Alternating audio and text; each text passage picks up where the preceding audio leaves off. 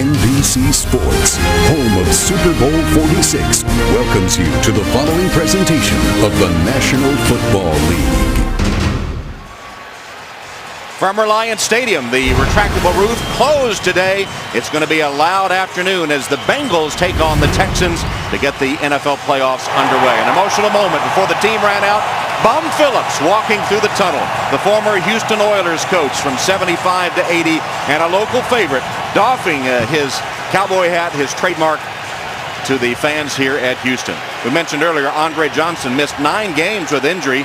Back in the lineup here for the Texans today. And with more on that, let's go to Alex Flanagan. Hey, Tom. Well, Andre Johnson said that on Tuesday it finally sunk in. For the first time in his 9-year NFL career, he didn't have to empty out his locker yet. Missed a number of games this season because of hamstring injuries, and told me that at one point this season he thought his football career might be over because of those injuries. But his teammates kept pushing him on, told him that if he could get healthy for the playoffs, they would get him here. Well, here they are today, Tom, and Andre Johnson tells me he's full speed and ready to go. Andre out there for the coin flip, as you saw. In fact, Andre is one of 39 players for the Houston Texans in their first postseason game here today. Gary Kubiak coaching his first playoff game. He's in his 6th season as the Houston Texans head coach. Of course, he experienced a lot of playoff games with the Denver Broncos when he was an assistant coach. And Marvin Lewis of Cincinnati, 0-2 in the playoffs, looking for his first playoff victory. He is in his 9th season as the head coach, the longest tenured head coach in Cincinnati Bengals history. TJ Yates, Taylor Jonathan Yates, the rookie from North Carolina. And Andy Dalton, it's a homecoming for Andy Dalton, the rookie quarterback of the Bengals from the Houston area, from Katy, Texas.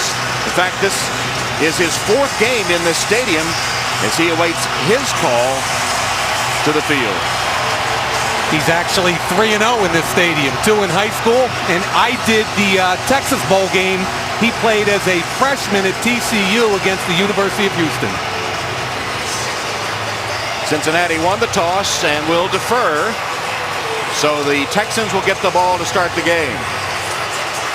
Andre Johnson, those butterflies, he's like a caged tiger over there, just pacing back and forth, awaiting his first playoff action in his 9-year career. Tom, we've got the roof closed today, so it's going to get awfully loud. Advantage Houston when they're on defense. Normally it's so warm in Houston they'd have that roof open, but they've got it closed today, and that noise is reverberating throughout Reliance Stadium. I talked to a couple Cincinnati coaches, and they said they would do the same thing for the tactical advantage if they had it. Mike Nugent will kick it off to Danielle Manning, who awaits it in the end zone. Nugent has it teed off, kicked off, and the playoffs are underway. Deep into the end zone, and Manning will down it there for the touchback. So here's the starting offensive lineup for the Houston Texans. TJ Yates, University of North Carolina.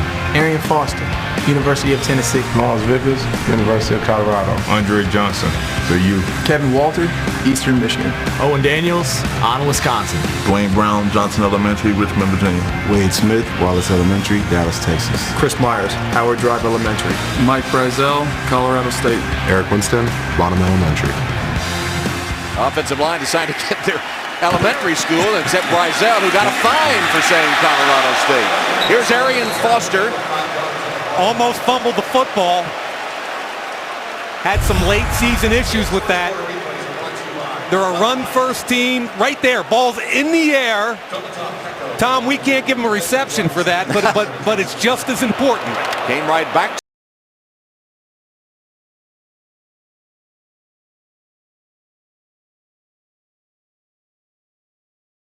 100 yards. Second down, flag down. Will stop the play before it begins. Cleet Blakeman is the referee today. Start. Offense, number 23. 5-yard penalty. Still second down. So Arian Foster called for the false start. Here's the starting defensive lineup for the Bengals. Robert Geathers, Georgia. Domata Peko, Michigan State University. Gino Ekin, all about the G. Go Dog. Frosty Rucker, USC. Manny Lawson, Eastern Wayne High School. Ray Maulunga, the University of Southern California. T. Hal, UTEP, Lubbock, Texas. Nate Clements, The Ohio State University. Christopher Crocker, Marshall University. And a handoff to Ben Tate, who has replaced Foster in the backfield. Tackled by Thomas Howard. Stopped short of the first down, about the 25-yard line. So as you said, run first for Houston, but actually that running game leads to lots of other stuff for them, doesn't it? Yeah, Tom, they've thrown the ball 546 times. That's tied with Denver for the most, but I also think they're the most efficient play-action team in the league. 3 wide receivers here in on third down. On 3rd and 5 from the shotgun. Yates, first pass too high over the head of Andre Johnson, who would have had the first down, it appeared. And you got to think that Yates has some butterflies. I think Yates and Foster have some butterflies. Foster on the first one, fumble, then he's offsides. Yates on a simple little crossing route overthrows it. I think we're seeing some real butterflies on the Houston side right now. So Brandon Tate, who returns both punts and kickoffs for the Bengals, is deep as Matt Turk, 43 years old and the oldest player in the NFL, sends it on its way. Tate from the 19, looking for a block, nothing there, as he takes it to about the 26-yard line, where the Bengals and Andy Dalton will get their first chance to possess the football.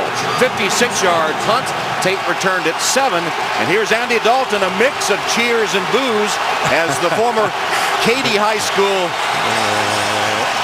and TCU player gets his first snap. Come on, how cool is that? That you're coming back in your rookie year, a half an hour from where you grew up, in the stadium that you used to hang out in. Are you kidding me? And about 35 of those people in the stands have tickets from Andy today. First down play. Pitch, Cedric Benson. Out of bounds. And here's a look at the offensive starting lineup for the Bengals. Andy Dalton, TCU. Cedric Benson, the University of Texas. Chris Presley, University of Wisconsin. Jerome Simpson, Reedsville Senior High. AJ Green, University of Georgia. Jermaine Gresham, the University of Oklahoma. Andrew Whitworth, LSU National Champs. Nate Livens, National Champions, LSU. Kyle Cook, Michigan State University. Mike McGlynn, Pitt. Andre Smith, Rolls High. And 2nd and 8 now for the Bengals. From the eye, play action fake and a pass complete. A.J. Green latches onto it. Dalton's first pass is complete, but short of the first down. It's going to bring up 3rd down and about 3. Jonathan Joseph, the former Bengal, made the stop. Really good job by Dalton identifying one-on-one to the outside. This is the matchup of the day. Jonathan Joseph, who used to be a Bengal, on the all-pro rookie wide receiver A.J. Green. And Tom, what they want to do is keep Dalton in 3rd and manageable situations, which is exactly what this is. 3rd and 2. From the shotgun. Brian Leonard and Cedric Benson flanking Dalton. Andy Dalton had a man wide open, missed him. It was Benson. Wow. Well, are we talking about butterflies on that side as well? Yeah, I think it's natural, and this should have been a big play. It's a little pick play where Gresham picks the man, and you can see it's a little bit high, but Benson should come up with that. So 4th down, Kevin Huber is the punter for the Bengals to Jacoby Jones. There are the numbers on Huber, averaging 44.2, the Cincinnati native. Good boot, high and deep. Jones did not call fair catch, dodged the first man, but not the 2nd and 3rd as he goes down around the 12-yard line. He only got a 1-yard return after the punt boomed 55. So 3 and out, first possession, both teams. NBC's NFL Wildcard Playoff is brought to you by Southwest Airlines. You can find our fares online only at southwest.com. By Verizon, your 4G LTE smartphone destination. And by Toyota. That's a look at Good Company Barbecue, one of Houston's finest barbecue restaurants. The Good Family's Restaurants making their Texas comfort food from scratch for over 30 years. Tom, I really think this is the key to the whole game for both teams. First down, Houston's got the highest first down average at 6.6 in the entire league. Cincinnati's got to calm that down and force that young quarterback in the third and long. Play action fake, and T.J. Yates has his man across the 30 to the 34-yard line. Andre Johnson's first playoff reception, tackled by Reggie Nelson, a gain of 21. This is who they are. Play action here, and then a deep over here. Watch the linebackers react up right there to the play action. That creates separation. Really good job by Johnson sitting it down, and there's the view from T.J. Yates. In the hole between the second and the third level, that's vintage Houston Texans football. Initial first down of the game. Yates tried to fake, had to scramble, then tossed it incomplete through the hands of Owen Daniels as Yates felt the pressure that time. Second and 10 for the Texans. And Tom, what that was a double move. Nate Clemens does a great job on the double move here by Walter. There it is, slant and go. They call that a sluggo. Clemens didn't bite, and that put our young quarterback in a bit of a bind. So second down and 10 for the Texans.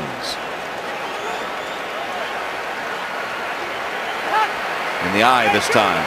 Foster's the tailback. Shifted to put a big body on the center. Geno Atkins on the center. Handed off to Foster. And Foster stopped for a loss on the play. That's a loss of 2 on the carry by Arian Foster, and give Geno Atkins credit for the stop. Yeah, right here in the nose. Watch how quickly he beats a quick center. Good hands, overpowers him right into the running back. Geno Atkins, for me, second-year player out of Georgia, was just named, Tom, a second-team All-AP guy. He has 7.5 sacks. I think he's one of the most gifted interior pass rushers, and you just saw how much he played with leverage in the run game. Second-team All-Pro who pushed center Chris Myers back into Foster. So it's third down and long. Yates, good protection. The pass, though, batted down at the line of scrimmage. Fanene got a hand on it to knock it down. They can really come off the edges in third and long. Good job here stepping up into the pocket. Look at 68 Fanene jumping against Chris Myers right here. Remember, if you can't get to the quarterback, Tom, what do? We jump up and knock it down. We elevate, we go get that thing, right? Good job on the vision by the defensive tackle. So Yates picked up a first down, but then the drive stalls, and another punt from Matt Turk. Tate fields it at the 17 and swamped as he crosses the 25-yard line. 51-yard punt, only 6 on the return. Bengals turn when we come back. It's been a long dry spell for Houston, the city of Houston, to host a playoff game. The last one in the old Astrodome 17 years plus ago. There have been 190 playoff games since then. 4 teams joined the league, including the Texans, since then. And 20 stadiums have been built, including this one, since Houston last hosted a playoff game. The old Astrodome sitting right next to Reliant Stadium. Who thought the Astrodome would ever be dwarfed by another stadium, but you saw that it was by Reliant. Handoff to Cedric Benson. That's a couple of yards only. And you know what, Tom? I thought it was really cool when Bum Phillips came out and was introduced to the crowd. The place went nuts. And how cool is it? The dad coached in the stadium right next door, and here his son is in an NFL playoff game as a defensive coordinator. I just love the symmetry of the whole thing. And we talked about some costly injuries for Houston this year. One of them, too, was Wade Phillips, the defensive coordinator who missed a couple of games on medical leave. Is back now, said he's trying to regain his energy, but he is back directing the defense of the Texans. And it's 2nd and 8 for the Bengals. Play action fake. Dalton rolls one way, heaves way downfield, and it is incomplete. There's a flag down. Intended for A.J. Green, defended by Glover Quinn, but the flag comes flying.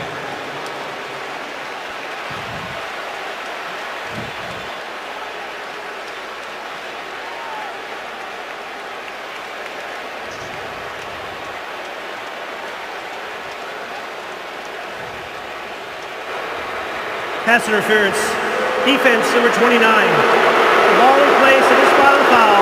Automatic first down. It's a play action. Glover Quinn is coming late. Clearly hooks the left arm. That's a no-brainer. Watch the left arm by Glover Quinn, wrapping the left arm so Green can only reach one-handed. That's an easy call. I did love the play call by Jay Gruden. Play action, deep vertical throwback to your best football player. Houston has the third best pass defense in the NFL. That was a 52-yard penalty on the interference as Benson gets a few more tough yards as we look at the starting defensive unit for Houston. J.J. Watt, University of Wisconsin. Sean Cody, USC. Antonio Smith, Shaolin Temple. Brooks Reed, University of Arizona. Brian Cushing, USC. D'Amico Ryans, Roll Tide. Connor Barwin, University of Cincinnati. Kareem Jackson, University of Alabama. Glover Quinn, North Pike High School. Danielle Manning, Abilene Christian University. J. Joe, Rock Hill. Rock Hill, South Carolina, University of South Carolina. Pass for the end zone, incomplete. As Dalton sailed it over the head of Green. Defended by Joseph. So Jonathan Joseph, the former Bengal, spent 5 years with the Bengals. A first-round choice by Cincinnati, defending A.J. Green. There's the matchup of the day all day long. Jonathan Joseph, he's entitled to that piece of turf that A.J. Green wanted. So that little contact was purely incidental. Really patient job by the defensive back. And, you know, the one thing about A.J. Green, he's got to learn to run routes a little better and try and set that up. Quick shot of Jay Gruden there a moment ago, calling this play 3rd down and 7. Dalton under pressure, throws underneath. It's to Leonard, and Leonard scooting all the way will be marked down at about the 2-yard line. A gain of 16 for Brian Leonard. Love the call here. You've got 3 receivers over here, but it's going to be a little one-man screen back to Leonard. Steps up, releases through. Good cut block by Gresham, and you got the big guard out in front there, Mike McGlynn. Excellent job. Really good play calling. Brian Leonard.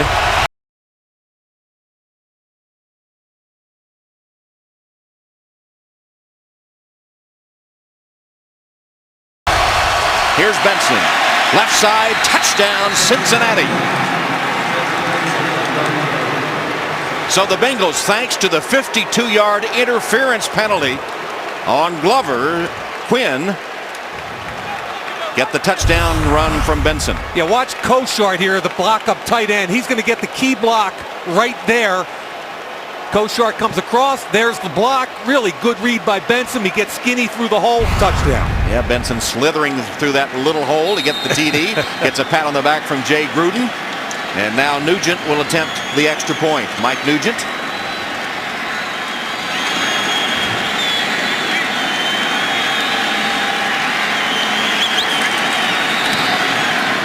It is up and through. So the Cincinnati Bengals get a touchdown run from Cedric Benson to take the early lead, 7-0.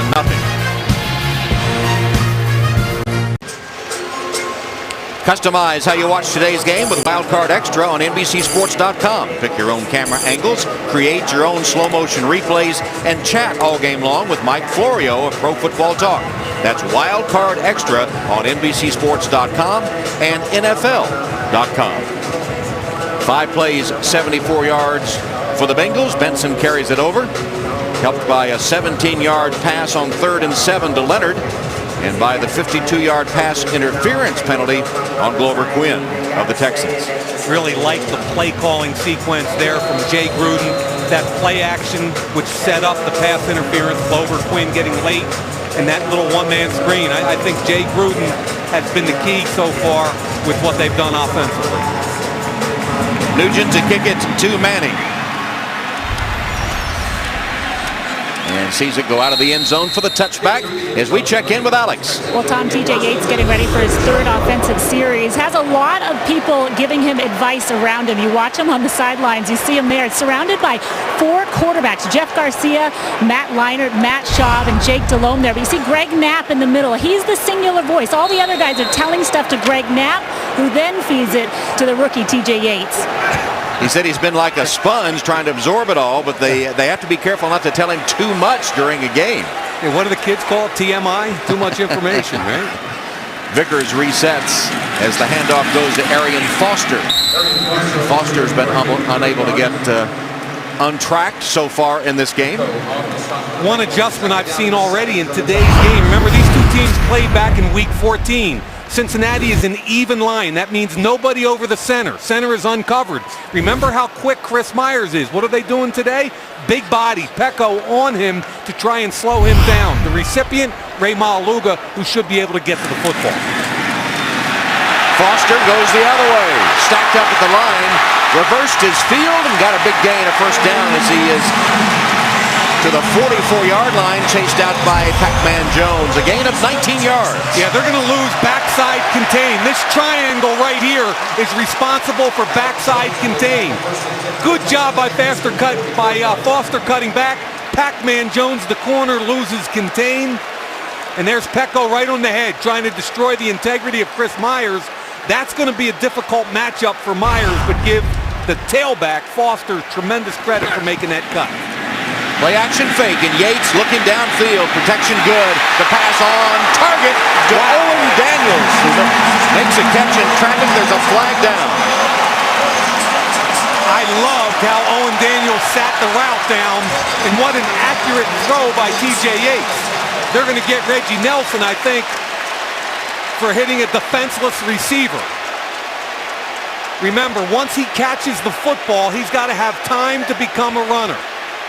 You see Clete Blakeman and his crew huddling up as Marvin Lewis watches the action. The gain was 21 on the pass to Daniels, one of the favorite targets of T.J. Yates. Going on the play, it is a completed pass. Personal foul.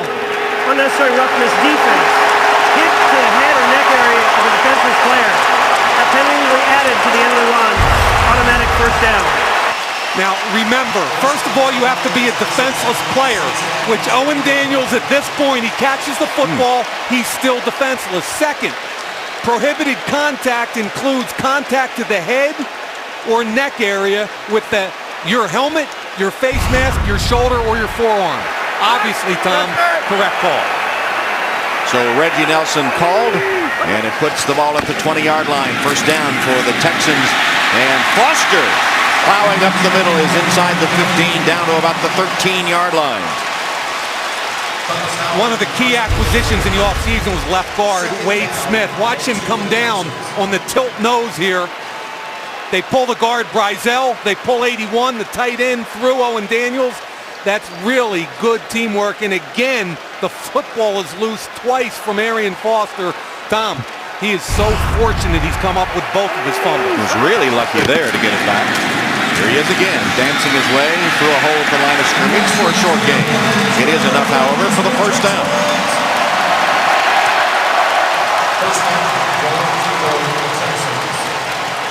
Now, one of the offensive weaknesses of both these teams has been red zone offense.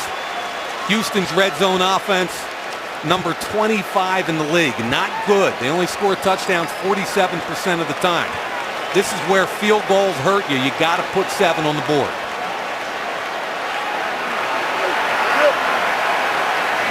Got a one-on-one down here. Handoff to Foster for the end zone. Touchdown.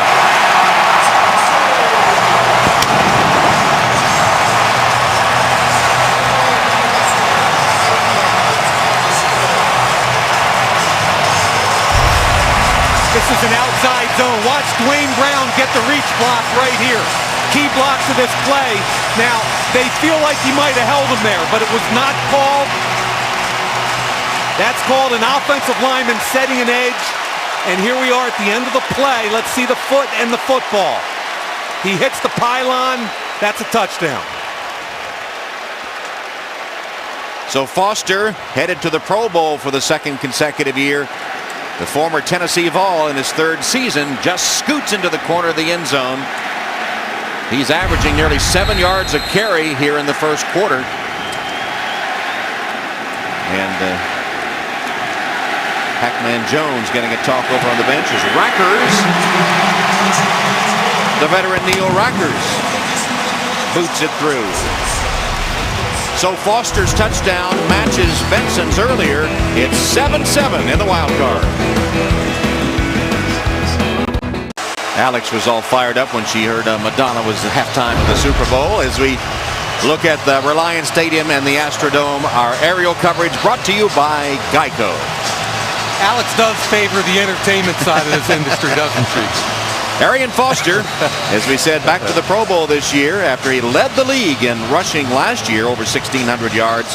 Not quite as good this year with 1,200, but back to the Pro Bowl again.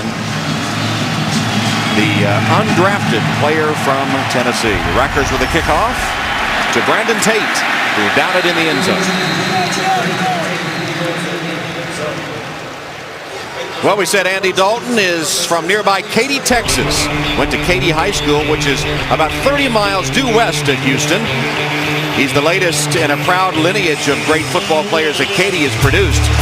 Dalton went on to play his college ball at Texas Christian. In fact, he's 3-0 at Reliance Stadium. He won 2 high school games here, as well as a bowl game in college at Reliance Stadium. I was teasing him the other day because he lost his high school state championship game to South Lake Carroll. Their quarterback was Greg McElroy of the New York Jets. He didn't like me bringing up that he had 4 interceptions in that game either. Fumbles the snap. And it looks like Dalton was able to fall on it. And that's inexcusable. So far, we've got 2 fumbles by Arian Foster and a fumbled snap between Kyle Cook. Now, that ball was snapped before Dalton was ready. Let's take a look at that real quickly again. Watch Dalton's head. Dalton was not ready for that snap. He was not paying attention. He was looking at the motion. Kyle Cook snapped that way before he was ready. 2nd down and 10.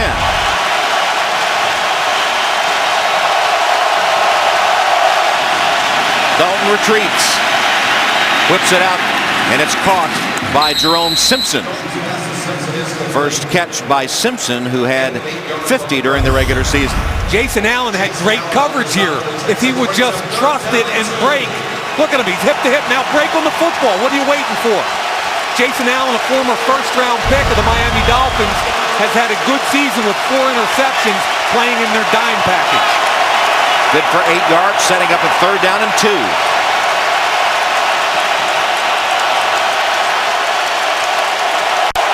Interesting matchup down on the bottom of the screen, right here. 1-on-1, your best receiver against their best corner. Instead, a handoff to Scott, and Bernard Scott just crosses the 30-yard line to pick up the 1st down. So 1st down, Cincinnati. Glover Quinn able to make the hit, but not until Scott, who is the speedier of the backs, along with Benson for Cincinnati.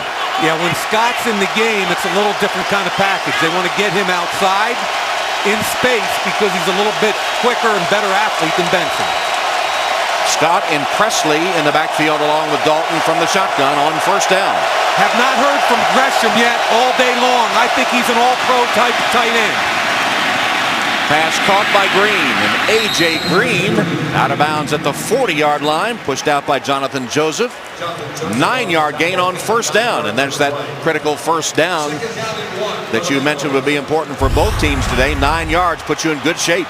Look at the guard here, Tom. It's so loud in here. The guard is going to tap the center to let him know when to snap the football. It allows the center to keep his eyes open in the pass protection scheme, and then the guard tells him. And obviously, Dalton can't even hear the signals from the sideline. Yeah, Andy trying to cover up to hear the call come in. They've got to get Gresham involved in this offense. Hand off to Scott. Thrown back. And it'll be close to the 1st down. See where they spot the football. Tom, when you talk to defensive coordinators around the league about stopping this offense, they basically say, number one, you got to stop the run. Little ghost motion there, 2nd and short. Good job up front by D'Amico Ryans with the initial hit. But number one, you got to stop the run.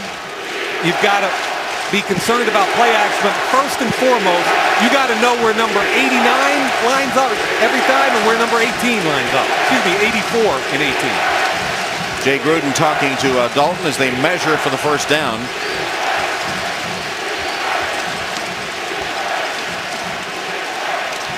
It is enough by half the length of the football for a first down. Cincinnati. Jonathan Joseph matched up with A.J. Green all day. We understand out of the game now. And now he's coming back in. So he was out for only a play or two. And now back on the field. Going to the Pro Bowl this year in his 6th season from South Carolina. The former Bengal who signed as a free agent with Houston in the offseason. I really like the mutual respect between him and his former defensive coordinator, Mike Zimmer. There was none of that bad-mouthing the former team because they didn't re-sign you. He was very complimentary and said, here in Houston, it's a brotherhood just like it was in Cincinnati. First down for Dalton and company. Flag down. Stops the play.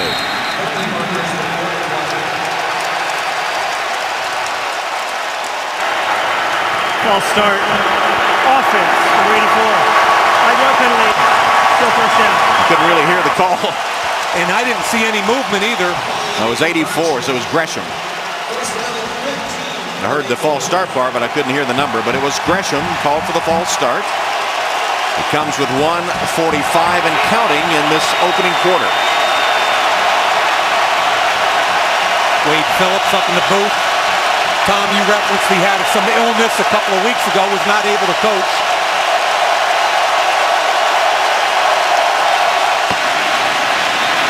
Dalton's pass to the 40-yard line. That's in the penalty back at least to Ryan Whalen. And this is one of Jay Gruden's favorite things. A little tight bunch down here. Watch, Whalen's just going to come right out of the tight bunch. Really good reaction by the defensive back, Allen. And when it's 1st and 15, you'll give up those 4 yards all day long. Jay Gruden, as you mentioned, paid his dues. The brother of John Gruden was one of his assistants in Tampa Bay for a while. Was a quarterback at the University of Louisville and in the Arena League. And mentioned now as a head coaching possibility at some places, notably Jacksonville. Dalton's pass to a wide open Scott. And Scott will be stopped just short of the first down by Jason Allen. Love Dalton's composure. Nothing really seems to get to Andy Dalton. There's the tap telling Kyle Cook it's okay to snap the football. Good pressure from the left side. He just steps up a little bit, checks it down, and I said in the open, he takes care of the football and he doesn't take bad sacks. And in the playoff, where everything's magnified, those are two huge traits. Final seconds of the first quarter, 3rd down and 3 for Cincinnati. Number 16's their gadget guy, Hawkins. From the shotgun, Dalton rolls right, delivers the pass, caught. First down, Cincinnati. A.J. Green on the final play of the first quarter. Run out of bounds by Jonathan Joseph. So Cincinnati 3 for 3 on 3rd down conversions this drive. And at the end of the first quarter, it's Houston and Cincinnati tied at 7. Wildcard playoffs continue after these messages.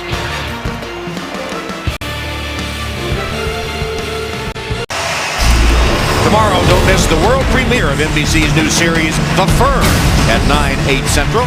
And stay tuned for a sneak peek coming up in the game. So The Firm coming to NBC. The commissioner is here today, Roger Goodell, in attendance at this wild card game as the playoffs return to Houston. Cincinnati on first down. Andy Dalton's pass complete to Green. Pretty hard to stop that as Green on the slant, defended by Joseph, but good for a 20-yard completion. Now they're going to go to a single high safety. That means here and here he knows pre-snap he's got one-on-one. Great job, play action. His best receiver beats Joseph off the front line, and it's the job of the wide receiver to win inside. It's the job of the quarterback to beat the free safety. Both Bengals do their jobs. Big play. Results in a first down. Dalton has hit 7 in a row. Here's the handoff to Scott. And for more on Andy Dalton, let's check in with Alex. Well, Tom, the one thing that you hear consistently from Bengals players and coaches about the rookie Andy Dalton is that he is confident and his demeanor is really consistent. The guy rarely gets rattled. In fact, backup quarterback Bruce Gradkowski and Jeff Garcia, who's the backup on the Houston Texans, were comparing notes earlier about their two rookie quarterbacks, saying that they're both kind of laid back. They wish they could get them a little hyped up and rattled a little bit more. Marvin Lewis first took notice of Dalton when he was coach at the Senior Bowl, and it prompted him to look at a lot of tape as Dalton winds up, and this one is batted down incomplete. And Lewis says it was Jameson, Tim Jameson knocked it down. Lewis said the more tape they watched, the more they couldn't see a reason not to draft him, because they knew that they were going to draft a rookie to be the starting quarterback with Carson Palmer gone, so you better not make a mistake. They went to TCU to visit with him. Jay Gruden went as well. They hit it off from the outset, and the more they looked at it, the more they knew they had to have him. Then the trick was to get both Green and Dalton. They said they were counting on both of them to be as good as they have been, and they have delivered, the two rookies. Here's Dalton in the pocket, stands tall, and manages for a moment to escape, and then is sacked. Back at the 35-yard line by Brooks Reed, the rookie from Arizona. Yeah, but the guy that makes the play is Antonio Smith, number 94. Who he wants is right here. Real good job on Gresham down the middle. Here's a little X stunt. Look at him come around. There's the flush out of the pocket. Brooks Reed gets the credit. Get all pumped up there, rookie. But Antonio Smith is the guy that made the play. Reed will get credit for the sack, and a loss of 9, his 7th sack of the season. And a 50-yard field goal attempt by Nugent. He was hitting him from longer than that in warm-ups. On its way, and it is no good. Wide right.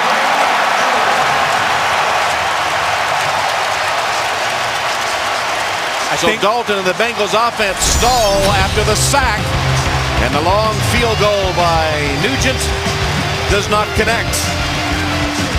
Dalton disappointed. We're still 7-7.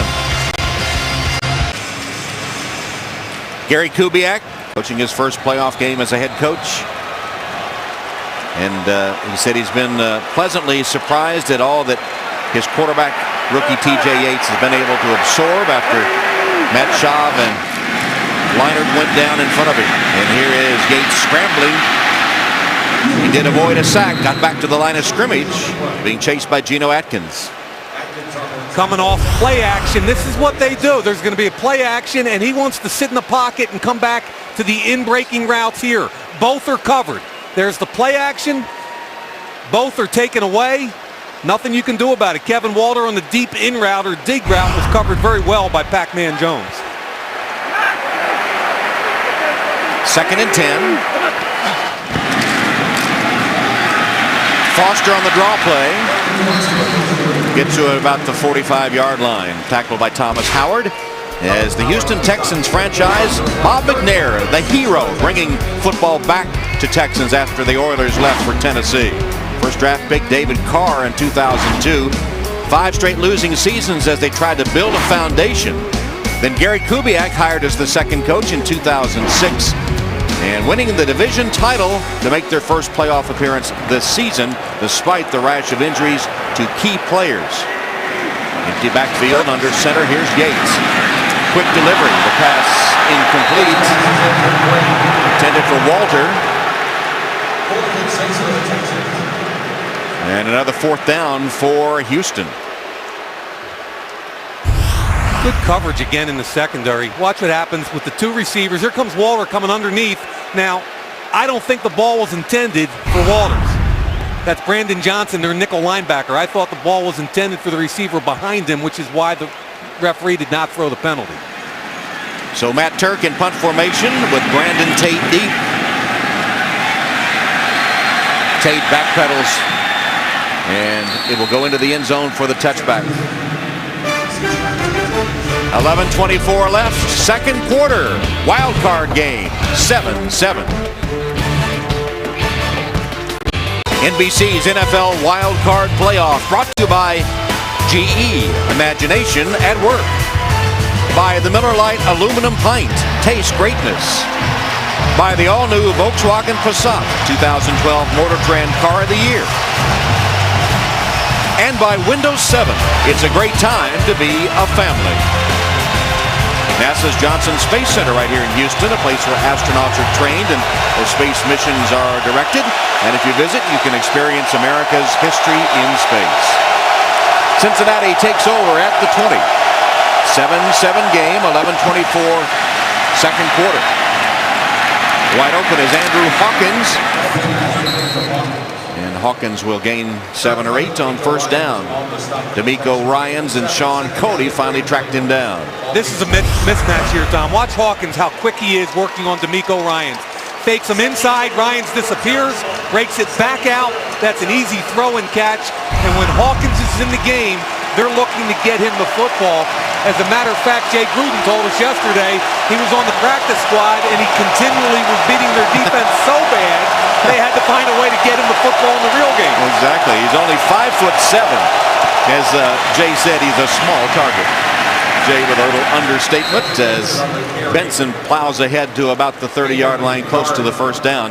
Boy, don't you enjoy talking to Jay Gruden. Not only is he competent X's and O's, but always with a smile on his face. He just seems to enjoy life and football so much, and he'll have you chuckling as you spend a few minutes with him. He's got a dry sense of humor. And Tom, last year when they were looking for a quarterback in the draft, and you know what I do is I'm traveling around the country going to all the pro day workouts and combine. Well, everywhere I went, the quarterbacks were working out was Jay Gruden and Marvin Lewis, and we compared notes early and often about that young man right there.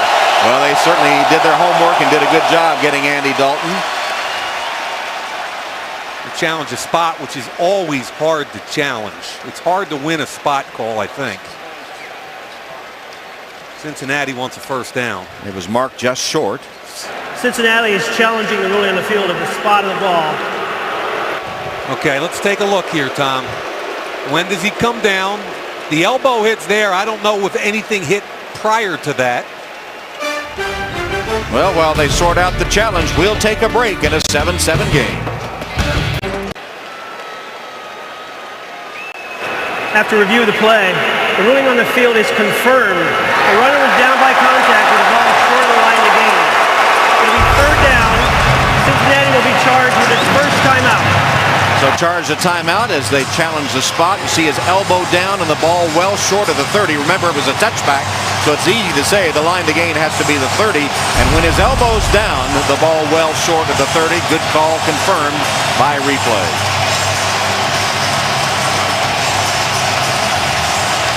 So now third down, less than a yard for the Bengals. Cincinnati has not been able to run the football so far today. Third and short, they've got their jumbo personnel in the game. Presley the fullback, Benson the tailback. Now Presley resets to the left. Sneak by Dalton to pick up the first down. Andy Dalton, who ran for 1,600 yards in his TCU career. First and 10 for the Bengals at the Cincinnati 31-yard line. Quarterback sneak. Great job by the nose tackle there, getting into the center, but what the quarterback did was pick the correct side of the center to dive on. Good job by Dalton. Dalton with the Horned Frogs set a Mountain West record with nearly 12,000 yards of total offense. Picks up the first down on the sneak as the drive continues for Cincinnati. Play clock ticking down. Dalton punts once, now a run, fires back across his body, complete past midfield. Donald Lee, the tight end, still on his feet as he dives inside the 35-yard line. Manning finally caught him. He fumbled the ball, and now flag as well. Eventually brought down by Manning. I got a feeling he's down. What a great job Dalton did in the pocket, sliding, moving, and keeping his eyes down the field. Here's the end of the play. Donald Lee stretching out. Ball clearly comes out after he's down. That will not be a fumble. The flag. I'm not sure what the flag's for. We'll find out. The ruling on the field is that the runner was down by contact. Yep. Personal foul. Unnecessary roughness. Late hit, number 94. A 15-yard penalty will be added to the end of the run. First down, Cincinnati. Antonio Smith called for the late hit. So 36 yards and plus the penalty. Watch this quarterback and his pocket awareness and presence. There it is. He doesn't have what he wants, which is right in the middle of the field. He pulls it down. Look at his eyes down the field. Because he expands, the linebacker expanded with him. That created the hole to throw the football to Donald Lee. Clearly, to me, he protects the football. Now watch. It's not there. When he expands, the linebacker expands.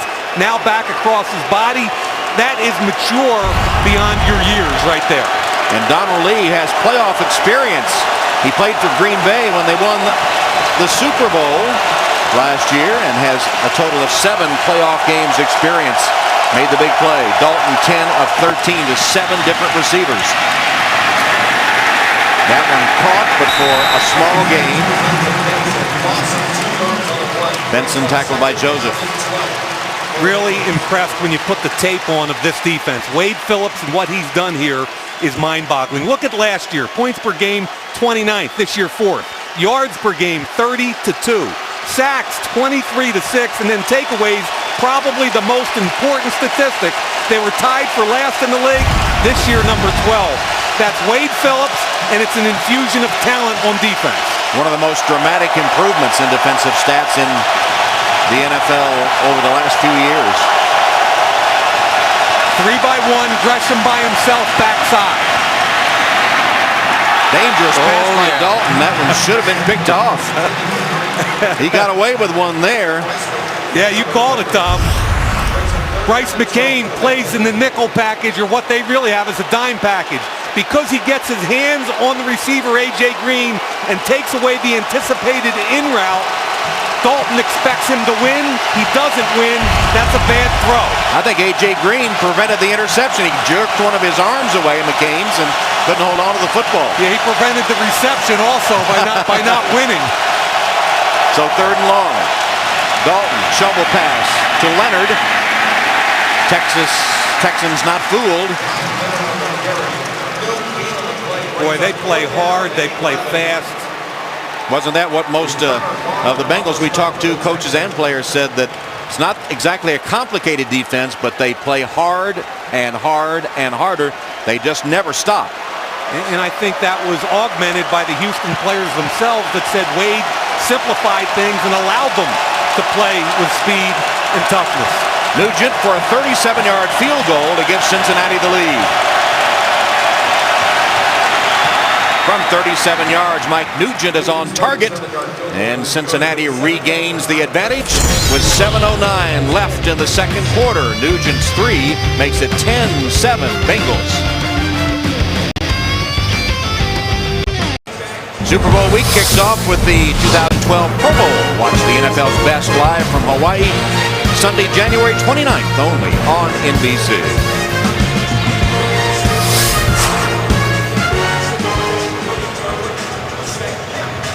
So the Houston Texans find themselves now down by 3. Bob McNair, who invested $1 billion for the stadium and the franchise here to bring football back to Houston, and with Rick Smith, his general manager, to his right. And McNair is a hero here in Houston for returning football. He was telling us the other day that, 5 years it takes to build a foundation and get things going. You have to take your lumps. And then after that, you become competitive. And when you're competitive, anything can happen.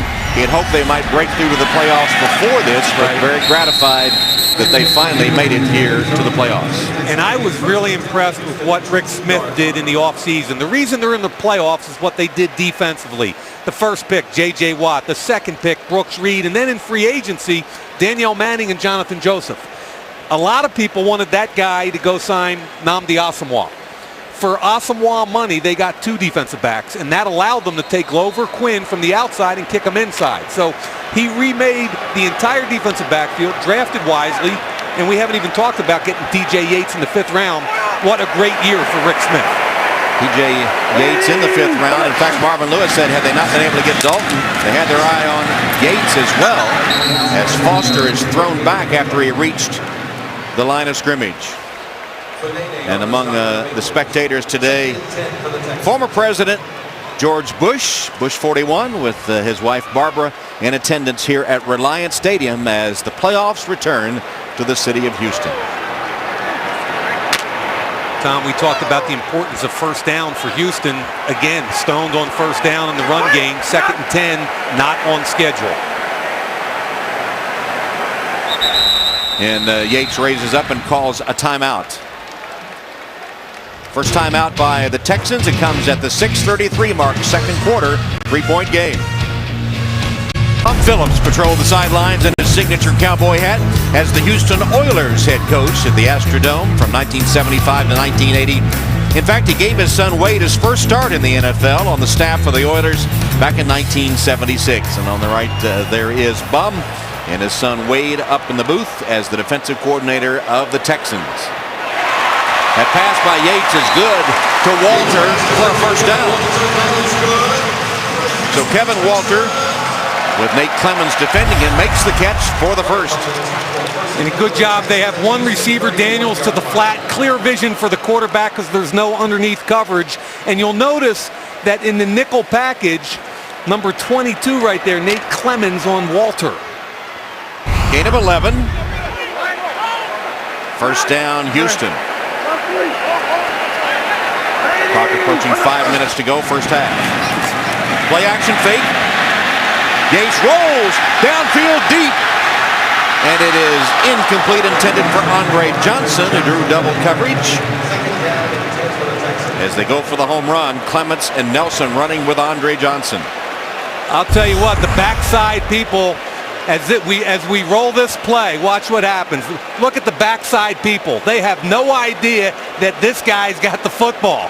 That's bad backside discipline. He took the shot down the field when he had a receiver wide open in the flat for 10 or 15 yards. But that's bad news. And if I'm a coach up in the press box, I'm yelling at my coaches, we got to come back to that. 2nd down and 10. This is a handoff. Foster picking his way forward to set up a 3rd down and medium. We talked about Chris Myers right here. Watch him try to get the reach block. And this is zone, guys. Watch the step to the zone. Good job by Dwayne Brown at the point of attack. I think Arian Foster is as good a zone runner, Tom, as I've seen since Terrell Davis back in Denver. And the similarities between what they do offensively are striking. Foster telling us motivated by not being drafted. He's in his 3rd season.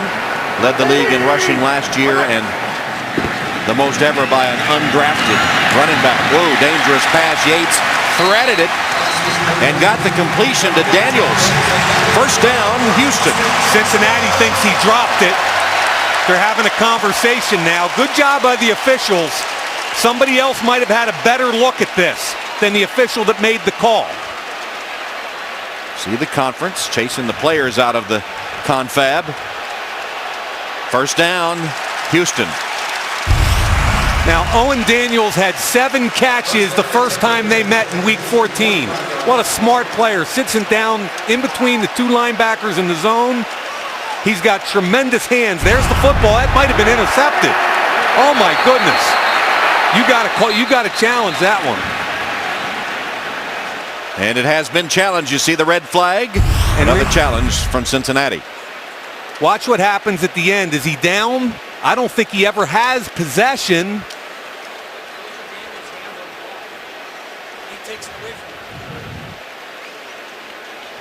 Now, a simultaneous catch goes to the offense. Looks Daniels like Daniels has it, and then it's just taken away from him after he's down. Yeah, but does he have control through the process? Another coach's challenge by Cincinnati.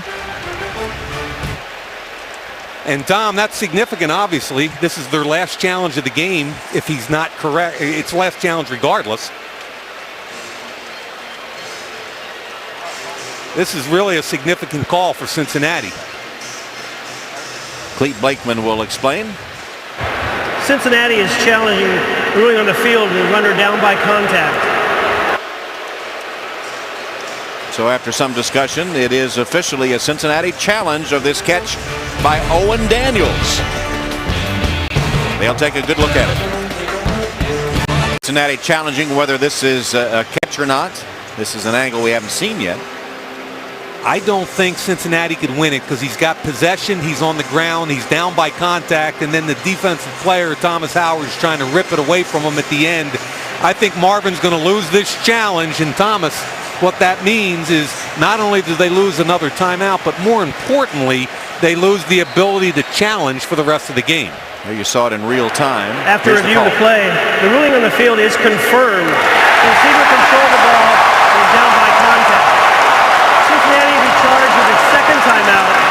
Also, Cincinnati is out of challenges for the rest of the game. So this could be significant. No more challenges for Cincinnati, and they lose another timeout. See, I think that's the right call. He's got it. He possesses it through the ground, which is what the rules are when a receiver goes to the ground, and then Thomas Howard late is trying to rip it away.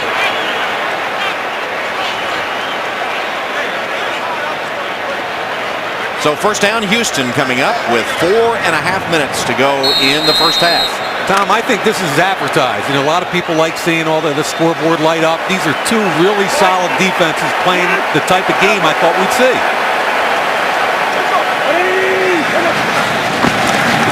Toss, Foster, and a nice cut up.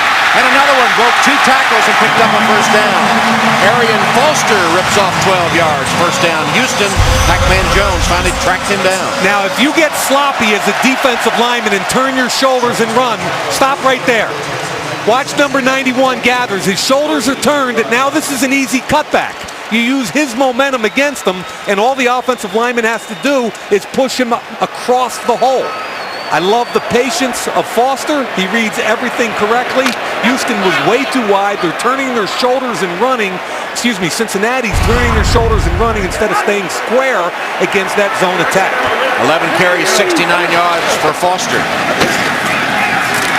Here he is again.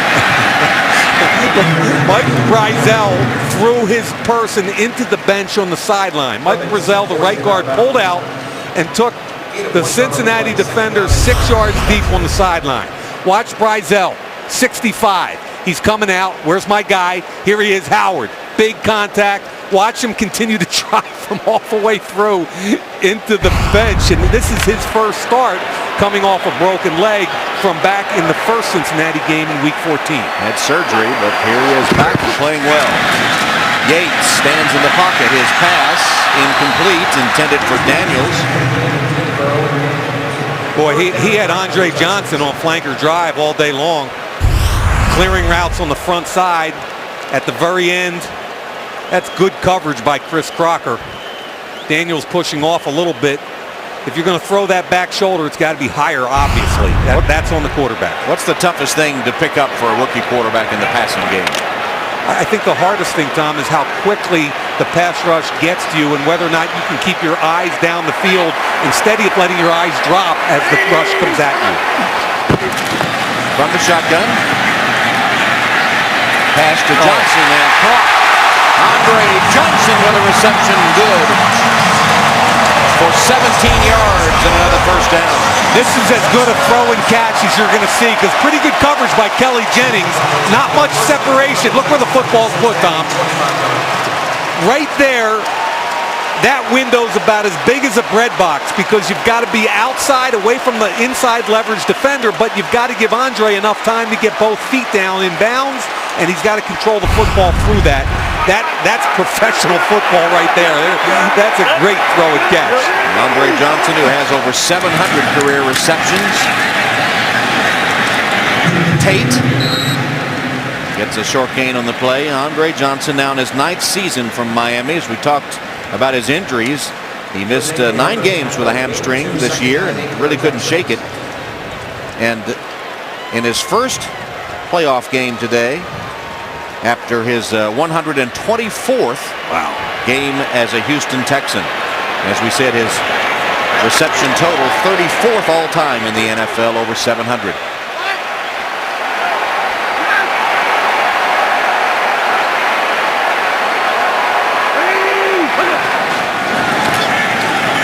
Yates looked one way, dumped it the other to Foster.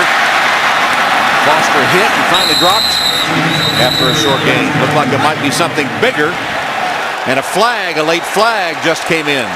Boy, Manny Lawson did a great job because, Tom, you're right. That should have been a bigger play. Manny Lawson played off a block and made the tackle in the open field. Did a super job. And some jawing going on next to the sideline. Already a flag down. You're going to get a late hit there.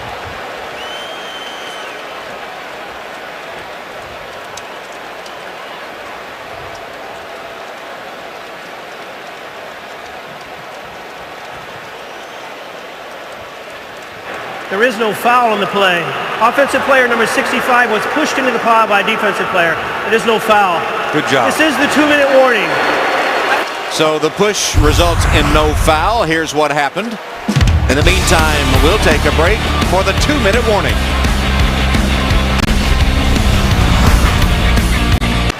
Coming up on the Toyota Halftime Show, Charles Barkley joins Dan, Tony, and Rodney to break down the first half. Plus, Drew Brees talks about his record-setting season.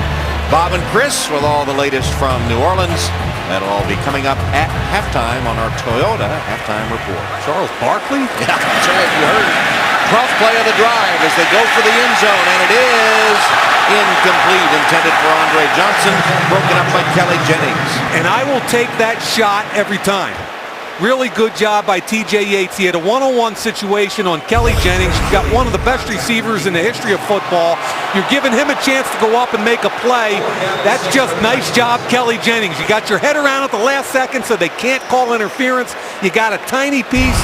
I've got no problem with T.J. Yates taking a shot there. You protect the field goal. So on the 13th play of the drive, Neil Rackers will attempt a 39-yard field goal to tie the game. Charles Barkley? He'll be hosting Saturday Night Live later tonight as the kick by Rackers is good. Neil Rackers, who's glad to have Matt Turk back as his holder, boots it through the uprights. That was close, by the way. I had to wait for the signal. Adam Jones didn't think it was good.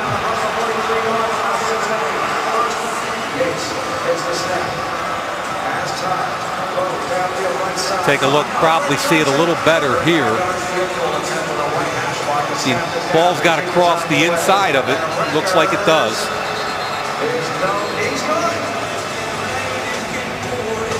There it is, and as a scoring play, it is subject to review upstairs.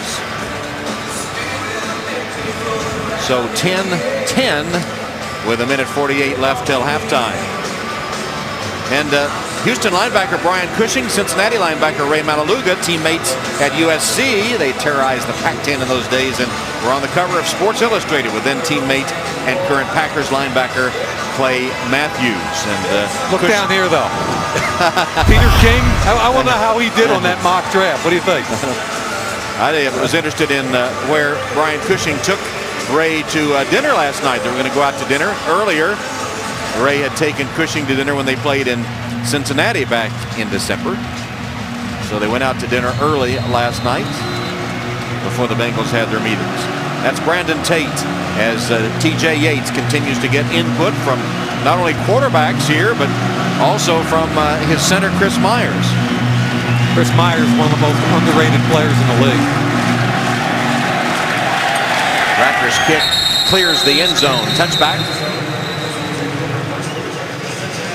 And Thursday, 30 Rock returns and Liz Lemon drops a bomb. Then don't miss all new episodes of Parks and Rec, The Office, and Up All Night on its new night. That's coming Thursday on NBC. Comedy Thursday on NBC. 1:48 left. Bengals from the 20 and a 10-10 wild card game. Only one timeout remaining. The other two lost to challenges.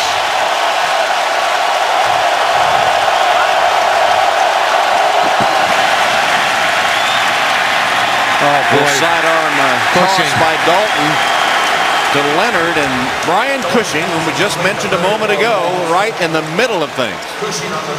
I think Brian Cushing has had the kind of year, right here he is there watching, when he sees it, there's nobody quicker at that linebacker position, and he could have been named an all-pro this year.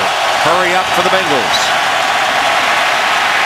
Dalton scrambling, tucks it under, has a nice gain, and slides down at the 35-yard line. First down, Cincinnati. They'll mark it at the 34, 15-yard gain. Now, you can't confuse him athletically with Cam Newton, but he's a good athlete, and he did the right thing. Brooks Reed challenged the pocket. He tucked it, got the first down, slid, and he's ready to go again. Batted down and intercepted. Intercepted by J.J. Watt. Touchdown, Houston.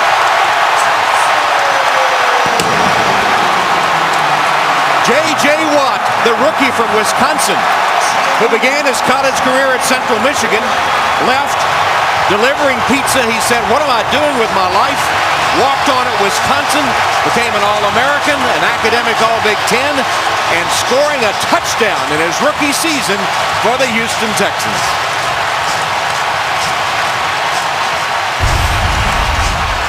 Here he is right here. Watch a little swim move. He sees the quarterback and elevates, catches the football. I'm not sure there's a defensive tackle in the league that would catch that football. Remember, Tom, as you said, a tight end at Central Michigan, so ball skills are evident. Neil Rocker's extra point is good. Dalton victimized on the interception. J.J. Watt. He's fired up, and so is this crowd. What a great first-round pick. It wasn't a sexy pick, but it certainly looks that way now. I thought this guy was a top 10 pick, and here he is working on Mike McGlynn, number 66, little arm over. He sets, gets vision on the quarterback, elevates, and there aren't a lot of wide receivers that would catch that football the way he did. That was phenomenal. Did he have Velcro on those gloves? It just latched in there and would not come free as he trots into the end zone. You know, and I think Dalton knows that there's not much you can do about that. That's just a great individual effort by an opposing player. Wow. The Texans take their first lead of the game, and even the offense is fired up. Daniels, tight end to former tight end. Yeah, Daniels needs to work on that high five move. that was a little ugly. Well, we talked about how good the Houston defense was, and they showed you there as they make an offensive play for a touchdown. Jay Gruden hears the explanation from Andy Dalton.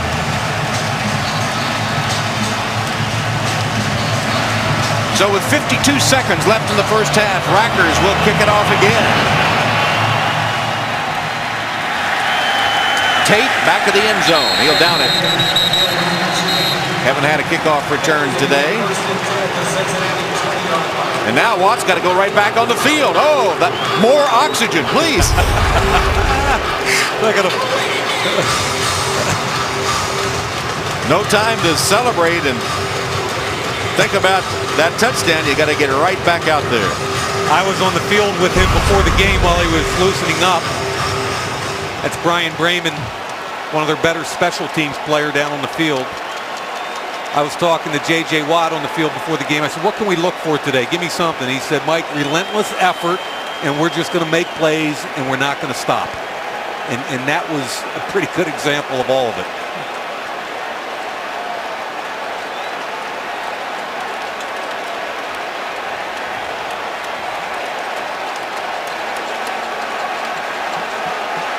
Well, he turned his life around in a big way, did Watt, and the rewards just keep coming for him as they tend to. Bremen. It's a tough kid right there. He's one of the best special teams players in the league. Well, I'll show you how tough he is. Watch this. Bremen on this play against Tennessee last week lost his helmet. Did that stop him? No. Is head-to-helmet contact legal? I think we're going to have a booth review on that. All I know, look at him. Sitting up. I might have tested him before that play, just to question his sanity. That's an unbelievable hit. We'll talk about a warrior.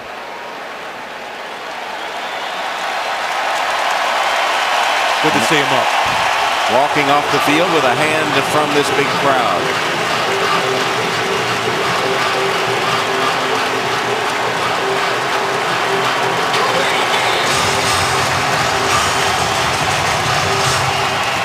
All right, first down Bengals, 52 seconds left. Is Dalton a little shell-shocked after that? I don't think he will be. I don't think he's that kind of kid. That was just a great individual effort by J.J. Watt. The key here, Tom, is not to compound the mistake, and they won't. They'll play it safe and hand it off to Brian Leonard. Hey, if I'm Houston, I'm calling timeout now, right? Still 40 seconds left. Looks like they're going to let it go. So it's a rare thing for Dalton in the closing stages of his rookie year to throw an interception. And as you said, that it wasn't so much the pass, it was the great effort by J.J. Watt that resulted in the interception and the touchdown. 20 seconds.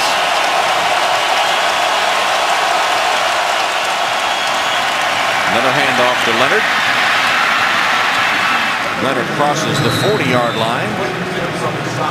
Demps the tackle. Gain of 20, but that'll be the last play apparently. Nope. Called a timeout. Correct. That big play convinced Cincinnati to take their final timeout.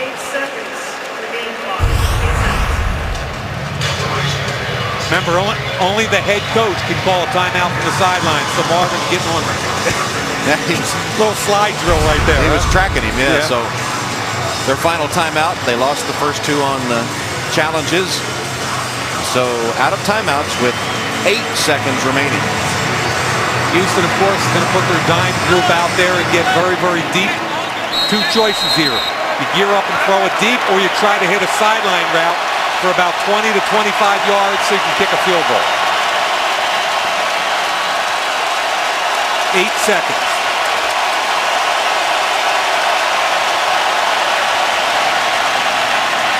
Dalton in trouble. Sacked. J.J. Watt. Now he's feeling it. I really thought he was a borderline all-pro player this year as a rookie. That's how impressive he's played. Bengals set to receive the second half kickoff. They'll go to the locker room trailing the Houston Texans. And coming up next, it'll be the Toyota halftime show. Toyota halftime show upcoming in a 17-10 game after these messages from your local NBC station. All eyes on me. The whole world is watching, baby. 1, 2, 3, play on! Play on! This is our time.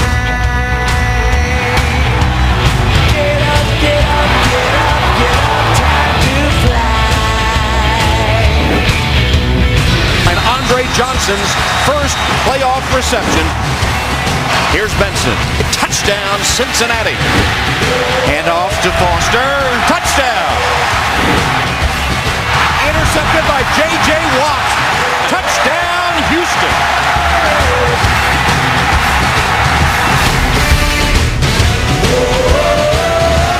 Getting ready for Act 2 of this wildcard game with Houston leading 17-10 over Cincinnati.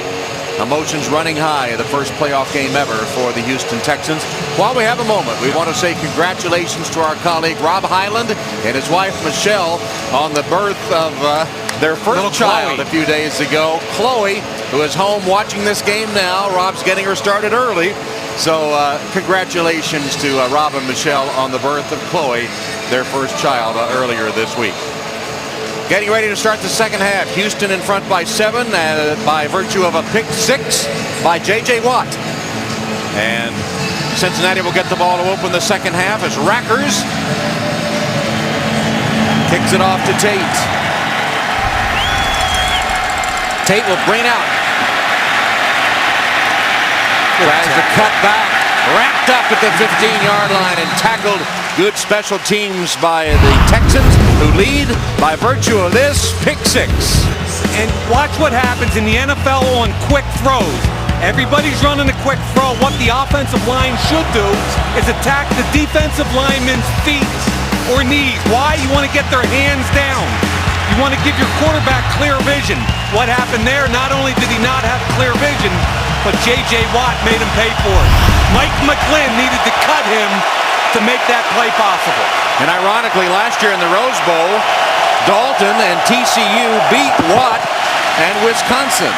Watt got the advantage there as Cedric Benson spins on first down.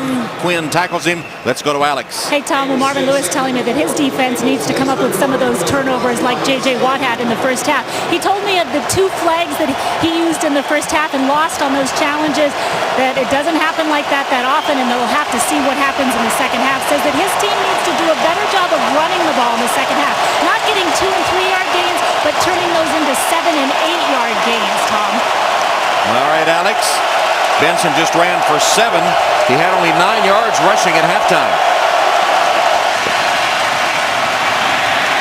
Tries to go the other way, and as he tries to cut back, he'll be stopped for a loss by Antonio Smith.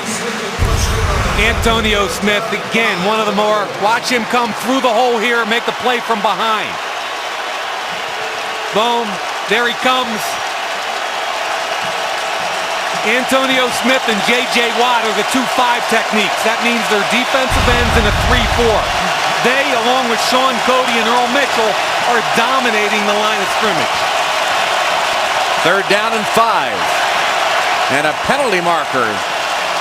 Probably going to be a substitution violation, one would think. 12 in the huddle, maybe? 12 men in the huddle. Offense. 5-yard penalty. Still 3rd down. Tom, that's where a rookie quarterback's got to take control and not let that 12th guy in the huddle, or he's got to take himself out of the huddle. But you can't allow 12 in the huddle ever. And Dalton continues to have trouble hearing the play call in that radio helmet as Benson goes to the sideline. Wow, 3rd and 10.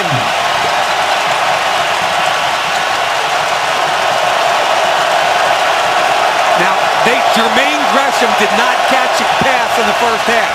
That's him down here. What a great job Houston's done taking him away. And again, timeout already. Cincinnati takes a timeout. We'll be back in Houston, Texas, where the Bengals face a big 3rd down and 10 in their own territory.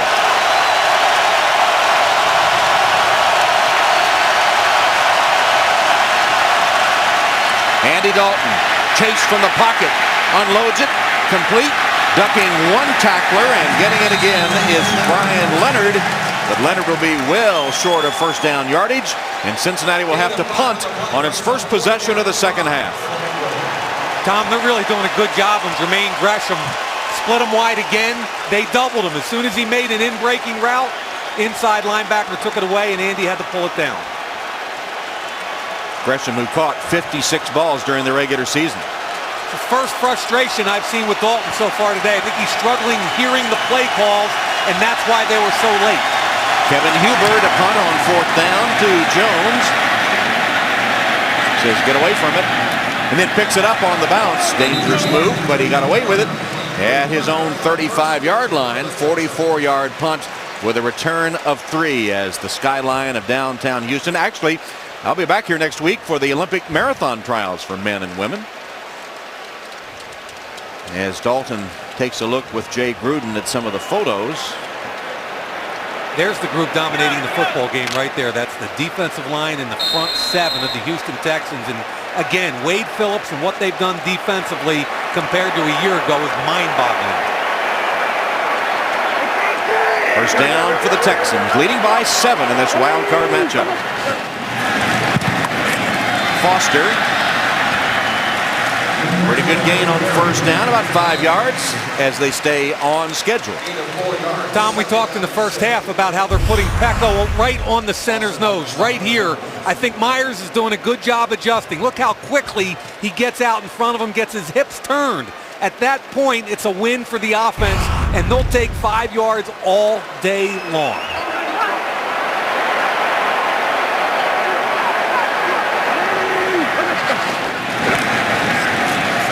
Cutting back. Foster made a nice gain out of it. Has a first down. Breaks a tackle and forced out of bounds finally by Malaluga. It's a gain of 12. The tight ends in this offense are key. Watch the block here by Owen Daniels. Yes, he catches a lot of footballs, but this is a little wind-back play. Does just well enough on Frosty Rucker to allow Foster the edge. Comes across, gets a piece of Rucker. Good cut and vision by Foster. That's what this offense is about. Nobody's above blocking. Wide receivers and tight ends included. Foster averaging over 6 yards a carry. This time it's Tate. And Tate for a couple of yards as we check with Alex. Hey, Tom, we'll look for Tate and Arian Foster to continue running the ball. Gary Kubiak saying he was disappointed with how his team ran the ball in the first half, that they will be patient with the run to continue to do it to help out their rookie quarterback. Says that the key in the second half, according to Gary Kubiak, is who controls the line of scrimmage, Tom. All right, well, Alex, Foster has carried 14 times for 86 yards so far. I'm good with that. Yep. You know, that's a great average per carry, and if they're patient and that holds up, they're going to be tough to beat. Fake to Tate, and Yates fires behind his receiver, and it's broken up. Intended for Andre Johnson. Play action, throwback to Johnson. The ball's behind him, but this is a catch Andre Johnson usually makes. Throwback, ball's behind. He catches that all day long, and Tom, he looks a little rusty to me. Now, he's been back the last couple of weeks. They didn't play him against Indianapolis. They had him on a snap count a week ago, and for a guy that I thought looked really good in practice 2 days ago, he struggled a little bit today. 3rd down and 9. Yates in trouble and sacked. Reggie Nelson on a safety blitz, able to get the sack of TJ Yates. Yeah, untouched. This is just right here. This is just bringing more people than the offense could block. They're in cover 1, which is man-to-man behind. When Winston, the right tackle, steps down, the free safety, Reggie Nelson comes free. And what I like about both these rookie quarterbacks is they protect the football. They don't compound mistakes. So Matt Turk is on to punt. 4th down punt. Heading in the direction of Tate. Brandon calls for a fair catch and makes it at about the 8-yard line. So the Bengals get the ball back, but still backed up deep in their own territory, trailing by 7. On NBC. A little skating going on in short sleeves here. The weather's been very warm in the 70s in Houston. That was earlier. And this J.J. Watt, more oxygen, please. If he had a heart attack, he'd be dead by now. Ran for the touchdown earlier, has been on the oxygen ever since. Here's the handoff to Bernard Scott. And whereas Foster has had a good day running, Benson has been held in check. And look over on the Cincinnati side. They're taking a lot of oxygen, too. What's the story? Well, when you play Houston with their outside zone stretch game, defensive linemen spend the entire day running laterally sideline to sideline, more so than any other offense. So when you start talking about 40, 50, 60 snaps compounded, you're going to tire out that entire defensive line, and it pays dividends in the 4th quarter. Cedric Benson, who gained 1,000 yards in the regular season, just 7 carries for 14 yards, and on the sideline here, as Dalton throws a screen pass complete to Bernard Scott. Scott, remember, the speedster, and sprints out close to the 1st down before he's taken down by Brian Cushing. Making 3rd down and 1 for the Bengals. Really like the screen game from both teams. Why? Because they can do tailback or tight end. Here it's a tailback screen. Right here, nice cut block there, and then down the field, look at the wide receiver block. Coastal Carolina graduate Jerome Simpson. Good job on the screen, sets up a short 3rd and 1. From the 17-yard line of the Bengals. Okay, if you want to take a shot here, Andy Dalton, you can. You got Jonathan Joseph in man coverage right here.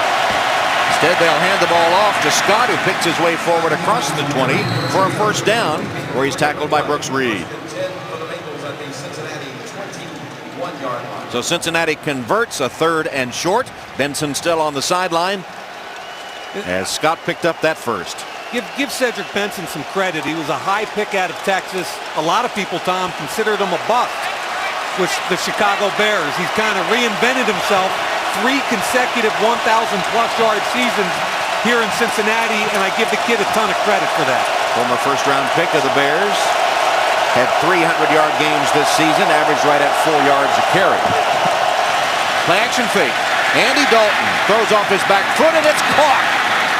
Ryan Whalen with a reception downfield to the 40-yard line. That's a gain of 20. Glover Quinn finally makes the tackle, but a big hit from Dalton to Whalen. Yeah, play action pass, and Whalen right here, a 6th-round pick from Stanford. Deep over route, he beats Glover Quinn, and I love the timing. Dalton getting rid of the football, just floating it out there because he knows he's wide open. Whenever a guy's that wide open, coaches say just throw it friendly, be friendly. Throws it off his back foot. It's a friendly throw.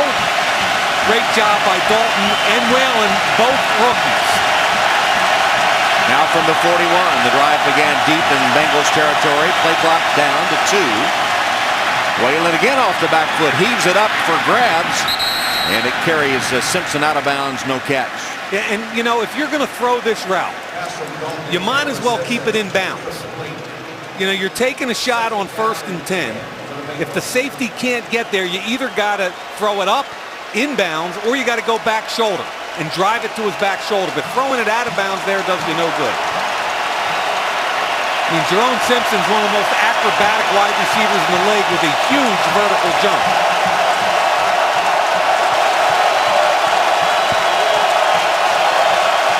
Bengals with a 2nd and 10. Blitz from the Texans. Hand off to Scott. Nowhere to go. A couple of yards. Well, you talked about the acrobatic move of Jerome Simpson. Who hasn't seen this highlight? Against Arizona, Week 16, flipped over Darrell Washington into the end zone, sticks the landing. Gave the Bengals a 17-0 lead. They won the game 23-16. You'll be seeing that one for years. And when a guy has that kind of ups, give him a chance to catch the football. Don't throw it away. 6.5 to go, 3rd quarter. 3rd down and long for the Bengals. Blitz. Dalton sacked.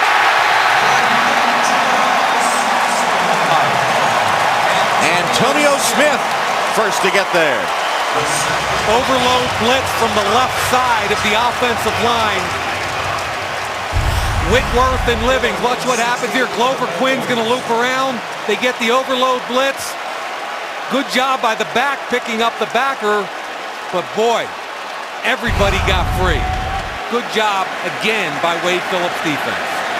Kevin Huber in punt formation. He's averaged 50 today. Jones fields it at the 20. Trying to get to the sideline. Only Huber to beat. And then chased down from behind. A flag is down. Yeah, they had a little something built up there. They had a wall built along the Bengals sideline, but the flag's going to bring that back. Will nullify a 30-yard return after the punt covered 41.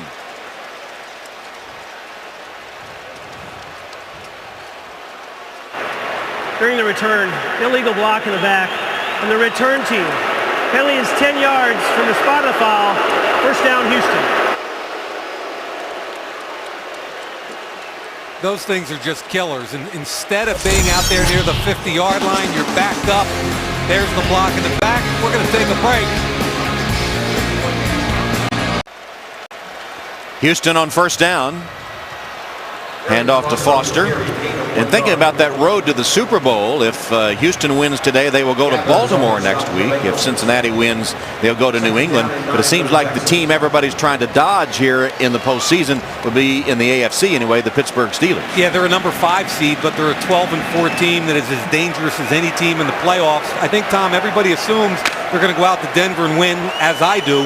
And if you're Baltimore, for instance, you're hoping and praying Houston wins, so you get Houston, and then you're hoping that maybe the game up in New England, between Pittsburgh and New England, if Pittsburgh wins, you get another home game.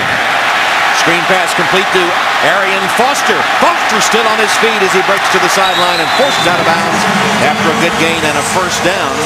Reggie Nelson forces him out, but Arian Foster that time through the air for 15 yards. Did you see how quickly he got up off the knee after he slipped and fell. Good job by Yates. They've got an untouched defensive lineman. There's the slip. Look how quickly he gets up, changes direction. Tom, that change of direction right there, you either wake up in the morning with that or you never develop it. That's special right there. Slip, slide, stick the right foot in the dirt, change direction, see ya. That's special. First down from the 32. Tate. Oh, great hit. Stop for no gain. I think that was Dan Scuda. It was Scuda. Kids from Grand Valley State University, third year in the league. Watch 51 right there. That's as good as it gets. And all you people that want to know about helmet to helmet, that's not a protected species there. That's a running back with a football in his hands. That's a great hit. Tom, that's textbook. Stopping Ben Tate, who just came up short of 1,000 yards rushing on the season. 942, giving them a pretty good ground 1-2 punch, Foster and Tate. Yates looks one way, goes the other, dumps it off, complete. Here's Foster, and Foster again shows his running ability, dives across the 45-yard line, a gain of 12. And Foster made it happen as he took the short pass from Yates, who bought some time and found the man. 53 receptions during the season, not just the screen game, but check downs and routes. Tom, this guy had 278 carries, 53 receptions, which gave him 331 touches, and look at the group he's in there with. That's as good as it gets as far as NFL royalty at that position. Obviously, the Texans relying on Arian a lot. On the ground and through the air. Here he gets another call and is to midfield. Alex? Well, Tom, as you and Mike well know, Arian Foster, undrafted coming out of Tennessee. He was originally signed by the Texans, put on their practice squad 3 years ago. He said that he was sitting at home one night watching a football game on TV when the announcers said that one of the players he was watching had been called up from the practice squad. Says it was the first time it ever occurred to him that a player could be called up from the practice squad. Says that's what motivated him to get him playing better, and here he is today. And he is a force. Fake it to him. Yates rolling to his right, delivers the ball. That was all day that should have been picked by Crocker. Crocker had it in his sights and could not hold it. Incomplete. Yeah, I saw this coming the whole way because the free safety's going to drive on the deep cross. So watch what happens if we start to roll this. You're going to see the free safety make a move. There comes the play action. Now watch this free safety jump the route. He sees it the whole time. He set up a rookie quarterback. He did everything perfectly except catch the football, Chris Crocker. You're a hero. J.J. Watt did make the catch. Chris Crocker didn't. That's the difference in our football game. Third down and 6. Yates chased. Finally found Johnson. Andre Johnson for a first down as Yates improvises. Johnson juggled it for a moment, latched onto it. First down, Houston. Great job this time by the quarterback because watch Crocker come untouched. Crocker's untouched. Yates steps up and threw it and finds Andre Johnson, who's going to drive across in a shallow crossing route and this time catch the football. Tom, it doesn't look to me, there's the eyes back across the field. He's not, everything's a tough catch today. Doesn't look as natural as he always does catching the football. And that's kind of part of it when you haven't played. Looks like Pac-Man Jones shaken up on the play. We'll take a break. Pac-Man Jones on the sideline after being shaken up on that last play. And Kelly Jennings in to replace him. Keep in mind they lost Leon Hall in the middle of November, so they're down pretty deep into that depth chart with the corners. First down give to Foster. His 17th carry of the game. He's got about 92 yards rushing and 29 receiving, so over 120 yards in the game for Arian Foster. Remember how his game started off with those fumbles? Yeah. He looked a little shaky. He had 2 fumbles and an offsides early in the game, within the first minute or 2. Very nervous. I think he's worked his way in the game, and it's a typical Arian Foster effort. He's on the sideline now as Ben Tate comes in.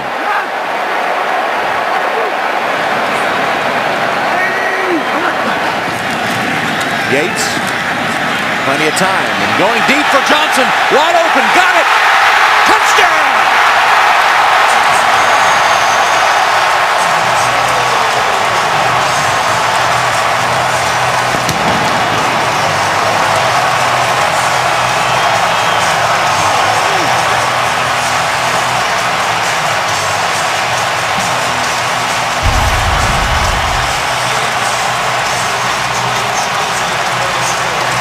What a great job. Watch the protective cup right here. Look how clean that is. And if you're going to do a double move, you've got to have the time. And then on the outside, working on Pac-Man Jones, who was just hurt. No footwork. His eyes were in the wrong place. And Andre Johnson just took advantage of it. Taylor Jonathan Yates with a touchdown toss. And what about Andre Johnson, who wondered if he'd ever get a chance to be in the playoffs with a touchdown reception. Rackers extra points on the mark.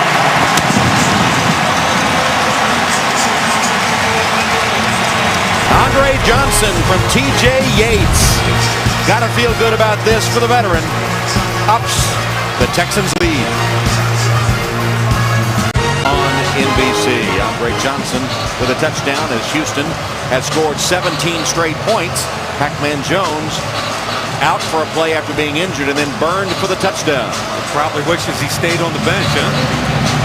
Here's Rackers with the kickoff. Brandon Tate sees it sail through the end zone. Tom, you know, the difference to me in the football game is often who takes advantages of opportunities. In the last series, TJ Yates rolls. Chris Crocker does everything perfectly except catch the football. If he catches this, whether or not he takes it back to the end zone, Houston doesn't have the opportunity to throw the double move touchdown. And if you take it a step further, let's not forget J.J. Watt. He did catch his interception and return it. So one team's taking advantage, the other team isn't, and all of a sudden a very evenly contested game skews towards Houston. Big plays making the difference. Dalton's pass. And Simpson can't hold on. Got a pretty good hit from Jason Allen. Jason Allen's career has come back. Good job. Now, Coastal Carolina, come on, man, come back to the football. If you stand there and wait, Jerome Simpson, you give the defensive back, Jason Allen, all day to come back and make a play. I love the athleticism of Simpson, but he's got to learn the intricacies of running routes. Brian Leonard in for the Bengals on 2nd and 10. Pass underneath and a move made by Simpson. Simpson still jumping around as he crosses the 35-yard line. That's good for 16 yards. How about on cue? First he makes Quentin Demps miss him, and then we talk about athleticism. All right, Quentin Demps missed me now. Whoops, there we go. Bryce McCain, too bad. This kid is an unbelievable athlete. I hope he continues to develop his route running game because he's got the ability to be special. Yards after hurdle, 7.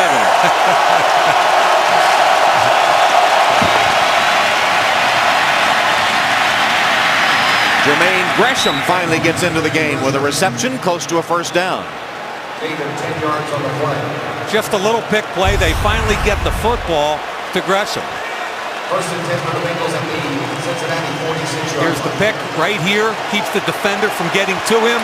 Easy throw and catch. They've got to find ways to get the football to this guy. I think he's an all-pro tight end. You got to get him the ball. Did pick up the first down. As the third quarter comes to a close. The Houston Texans, playing their first playoff game in franchise history, have this city excited. They lead 24-10. NBC's NFL Wildcard playoff continues after these messages.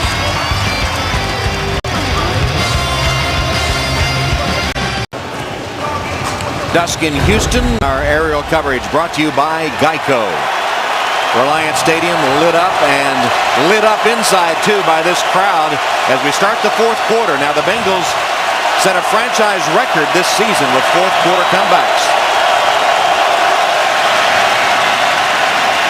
Dalton will be sacked. Earl Mitchell, the Houston native, with his second sack of the season.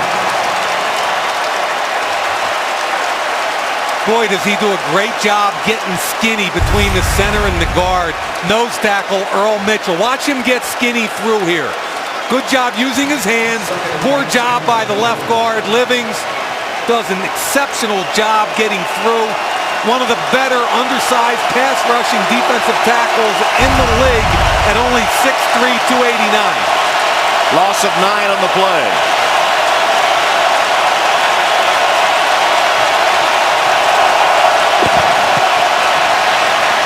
Dalton going deep downfield, down the sideline, and too long for Simpson, who was open had the pass been a little shorter. I mean, he had him there, and this is where you can't miss. This ball's got to be closer to the sidelines. Demps is late getting out of his pedal. Allen gets beat.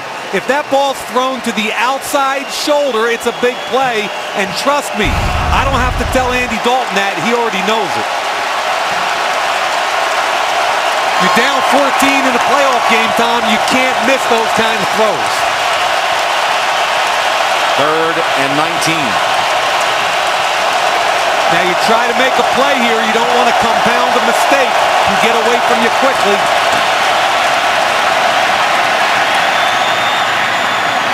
Diving catch made by Gresham, but short of the first down.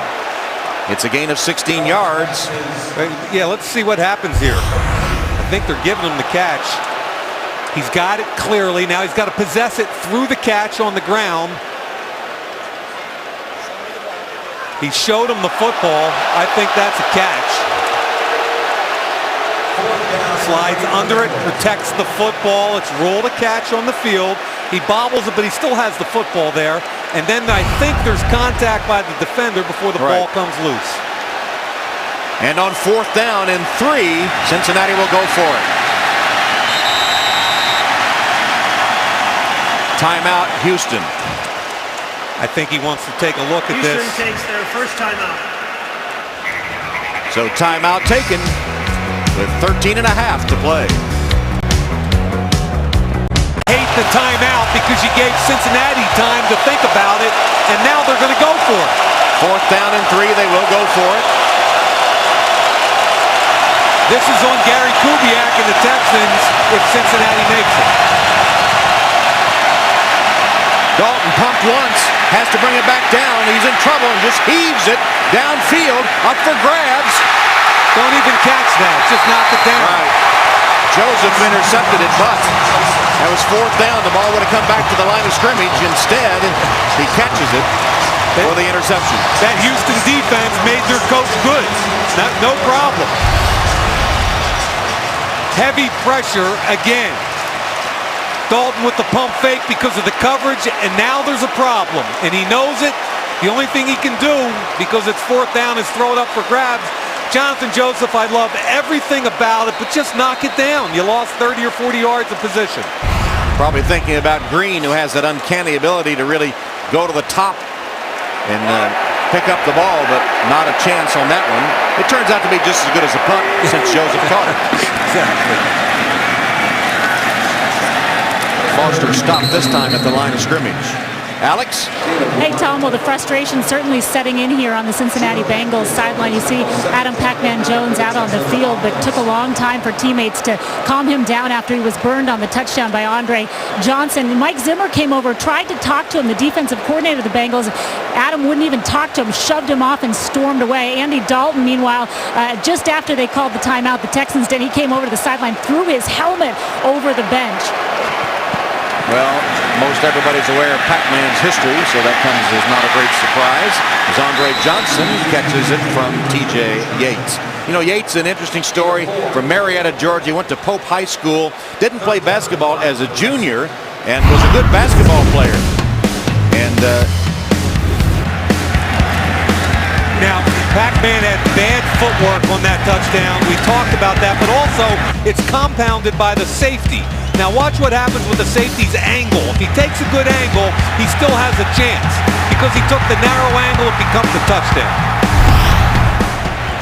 So 3rd and 5 here for the Texans.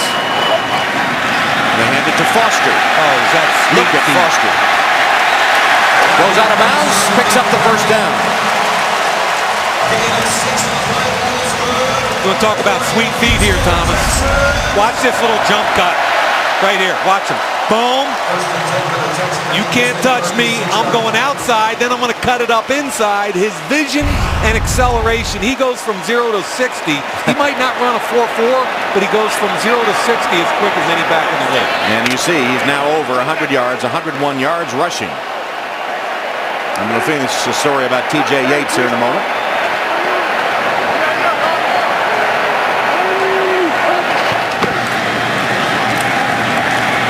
Foster breaks free.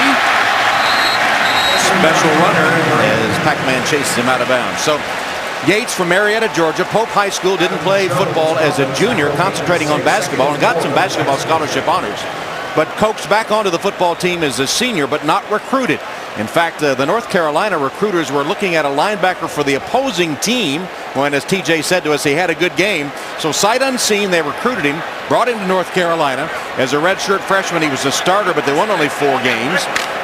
Injured the middle of his sophomore year. So bad as a junior, he was booed at a That's right. At a basketball game when he was introduced to the crowd. And then all the trouble with the NCAA as a senior and players disqualified. They had a rough year there as Tate gets the pitch. And Ben Tate picks up another Houston first down. So before he ever came to the professional leagues, T.J. Yates had his share of adversity and playing through it. And here he is, the third quarterback to start the season. But after injuries to Shoop and to Leinart, he's thrust into the starting lineup. There's Shoop on the bench, Schaub, I should say, Schaub and Leinart.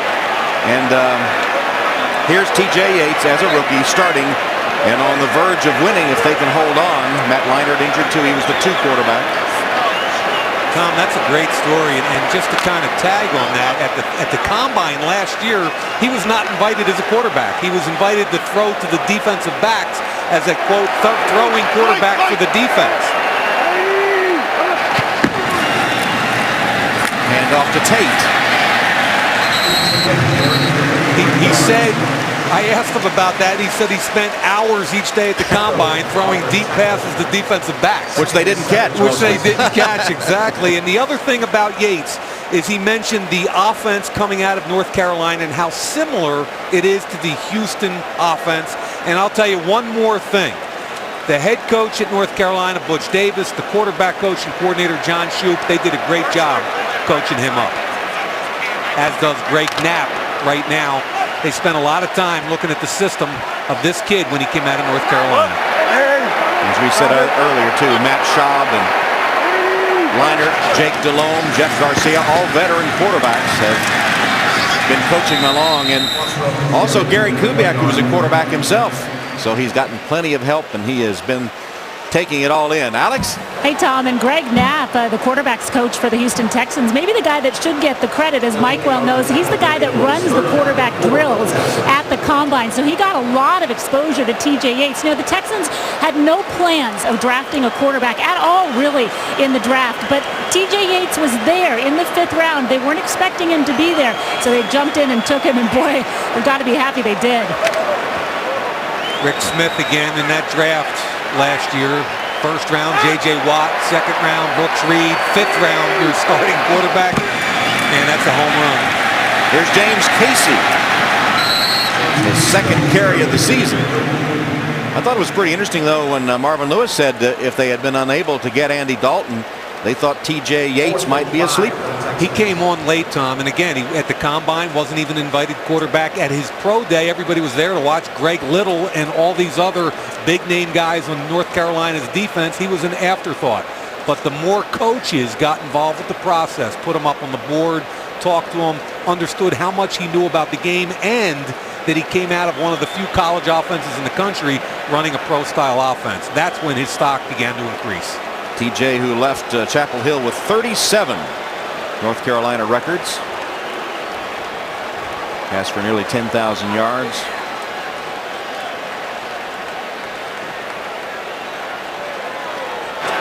Delay game. Offense. 5-yard penalty. Still 4th down. By design. Just move it back 5 because they're going to punt the ball anyway. And let a few more seconds tick off the clock as TJ puts his helmet away and his counterpart Andy Dalton. They met each other at Peyton Manning's camp in the summer, right? And said that while they weren't great friends, they were cordial, and you could see how each would be likable. And I was there as one of the coaches in that camp, and I'll tell you what, there were two of the kids that just had, you could tell they were bright-eyed kids. Turk punts to Tate. Gonna try to run it out of there. Fielded it deep, and it will stop deep. A shoestring tackle made to stop them deep. That was James Casey. Well, the Bengals with a franchise record, 5 games won and trailing in the fourth quarter. They'll need a miracle, a near miracle here. Scoreless their last 5 possessions today and backed up deep as Gresham is knocked out of bounds by Quinn. No margin for error at this point with the rookie quarterback. They were 91 yards away. You're trailing by 14. The clock is at 7:15 and running.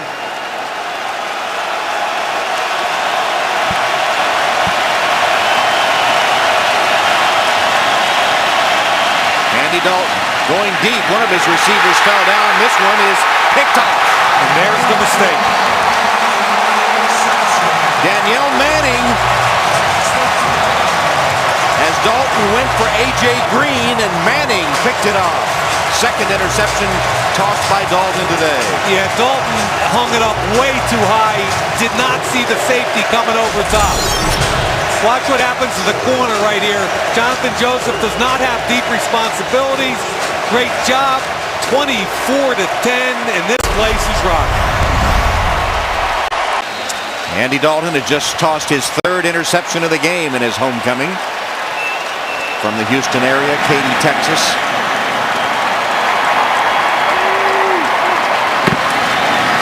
So Houston now will get that potent ground game going as Foster spins his way to a small game.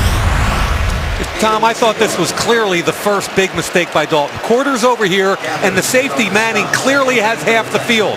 Watch the corner come up, redirect the wide receiver. You can't make this throw. You hang it up. That's an interception I could probably make today, and Daniel Manning made it look prettier, though.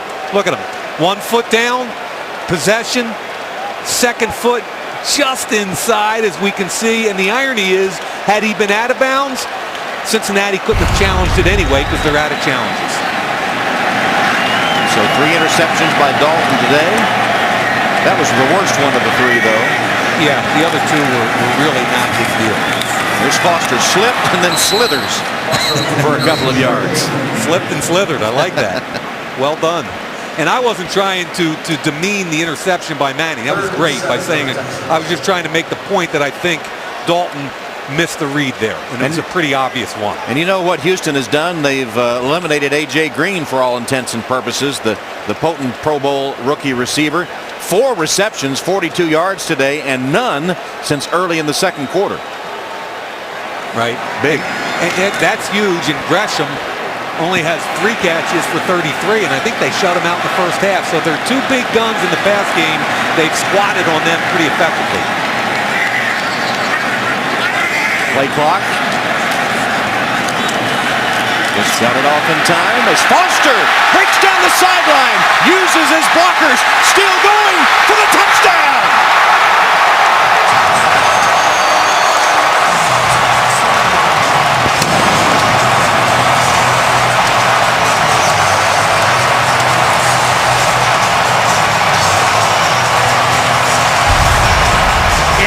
Gamble's in at right guard, does a great job at the point of attack with Atkins.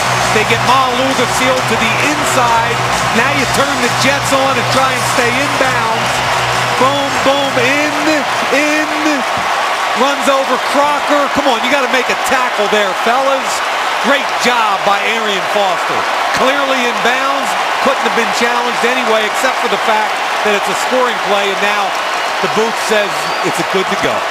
42-yard touchdown jaunt by Arian Foster, who now has gained 153 yards and 2 touchdowns in his first playoff game.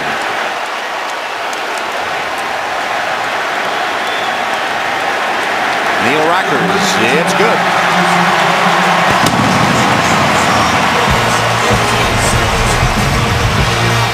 Arian Foster, quite a day.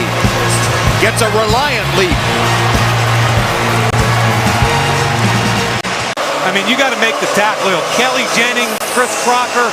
I think Mike Zimmer's one of the best defensive coordinators in football, and he's going to be frustrated with the lack of effort on the tackle. Even the defensive guys loved it. Look at Wade Phillips. That defensive coordinator, however, didn't mind the lack of tackling. That's priceless. And there's his dad, Bum, and his wife, Debbie, enjoying the moment as well. Rackers to Tate. Down to the end zone.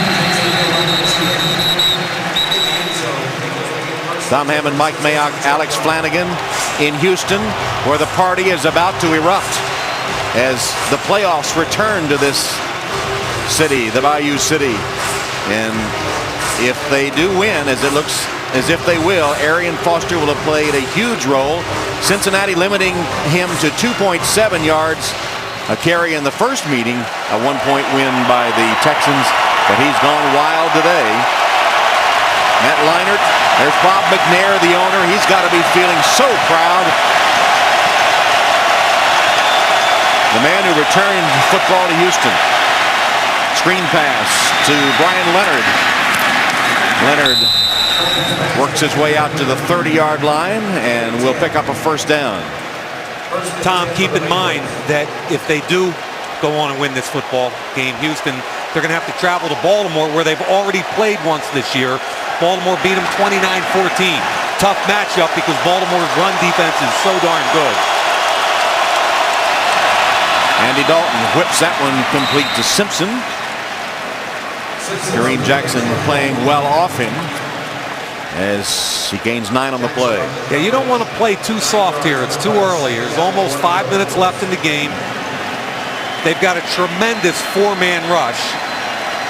Houston does, which I think they're going to lean on right now. Bill Collar, the defensive line coach, is also the assistant head coach, does as good a job as any defensive line coach in the league.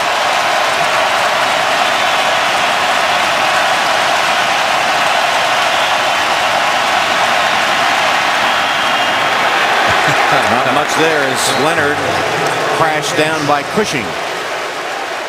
And we talked with him a little bit yesterday about the Pro Bowl, Tom, right? He wasn't very happy that he wasn't included. I liked his attitude. It was just going to drive him even harder. And I'll take it a step further. I love Ray Lewis, and I'll defend that he's one of the best players that ever played forever. But I thought Brian Cushing had a better season this year. First down draw play to Leonard. Leonard makes a nice gain out of it. Picks up another first down just short of the 40-yard line of Houston. Houston trading yards for time. As we come to the 4-minute mark. Brian Leonard in the game, in case you're wondering, because he's typically their third down back. He's a better pass protection guy, and he catches the football out of the backfield better. Gresham. Get out of bounds.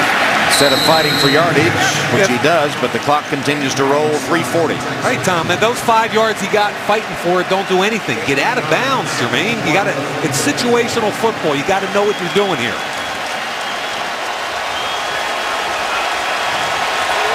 Under 3.5.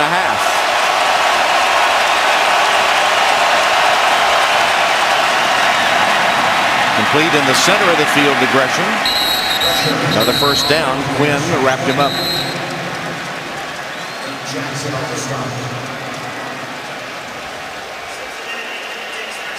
Of course, we're just getting Wildcard Saturday underway. Coming up next, the Lions. Matt Stafford, Calvin Johnson against Drew Brees and the Saints, and Bob Costas on the Pepsi Max Bridge Show. That'll be coming up next here on NBC. Tom, I really think New Orleans, the way they've been playing, is as good as any team in football, and I'll include Green Bay. And I remember back the first Thursday night game of the year, which happened to be on NBC Sports. New Orleans traveled to Green Bay, and the game went down to the wire. Green Bay won the football game. And I remember talking with a group of guys at the game saying it wouldn't surprise me at all if those two teams end up playing for the NFC Championship game at the end of the year, and it still wouldn't surprise me. What a great game that game's going to be tonight with Detroit, who's also dangerous.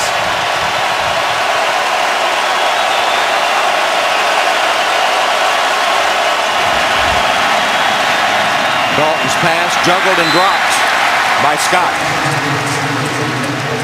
Stops it at 3:13. Scott's got to get his head around quicker.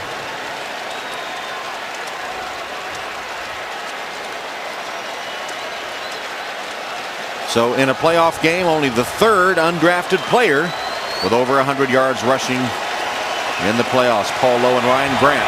Those are both pretty accomplished runners too. And Arian telling us that that not being drafted really has motivated him throughout his 3-year career.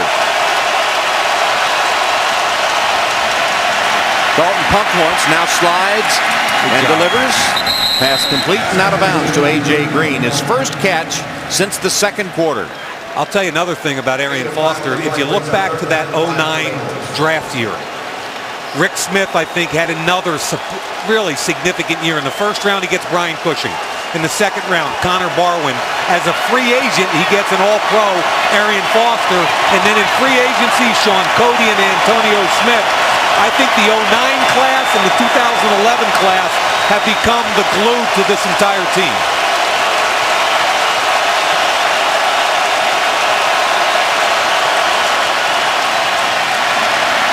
Dalton underneath again to Scott. Scott inside the 15-yard line, covered by Cushing. That's an 11-yard gain. Clock continues to roll now under 3 minutes. Yeah, I think if you're Houston, you really want to bleed this thing as slowly as you can. Don't let him in the end zone right now. Compacted field. Cincinnati with 1 timeout and the 2-minute warning.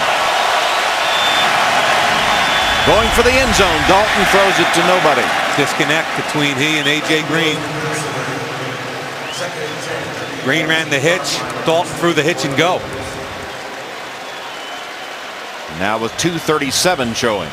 Interesting, when we talked to Dalton and Green yesterday, asked them whether or not they had a chance during the lockout to work out together. They said no. They didn't even meet each other officially till the first day of training camp.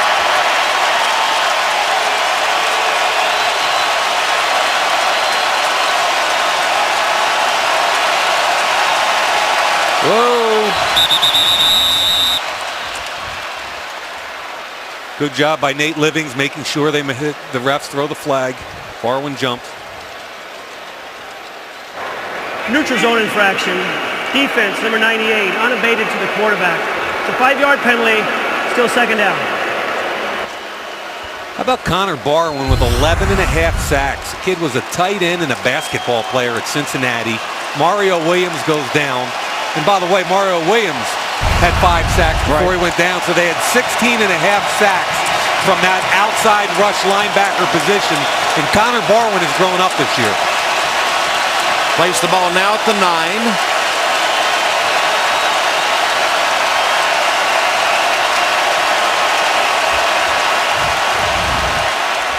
Dalton had some steam on that one, incomplete. Andre Hawkins, the intended receiver, covered closely by McCain. And McCain plays the slot in their dime defense. This is a team that is either in base personnel or dime. And when they come in with the 6 defensive backs, McCain's on the slot, and Brian Cushing is the only linebacker left in the game. And obviously, Tom, that's a tribute to his athleticism.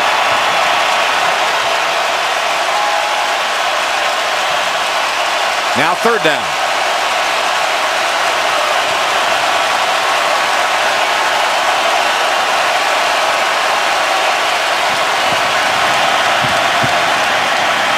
Dalton's pass batted right back in his face.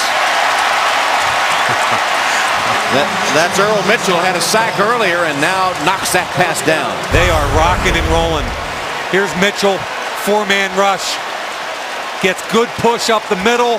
Eyes on the quarterback. Really good vision to get your hands up. And too many defensive linemen are unaware, A, of the position of the quarterback, and B, when and where he's going to throw it. Great job by Mitchell. Now it's 4th down.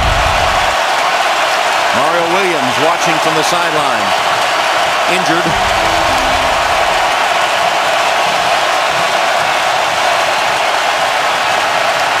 Confusion. They didn't have 7 men on the line of scrimmage. Wide receivers were jumping on and off the and I give Dalton credit. This is the last shot. Take time out. Make sure you get it right. It is, however, their last timeout. Watch what happens with the receivers. These 2 guys are going to talk to each other. Who's on the line of scrimmage? Are you up or am I up? Wait a minute, what am I doing over here? Am I up or you up? Dalton looked around and said, way too much confusion. Let's get it right.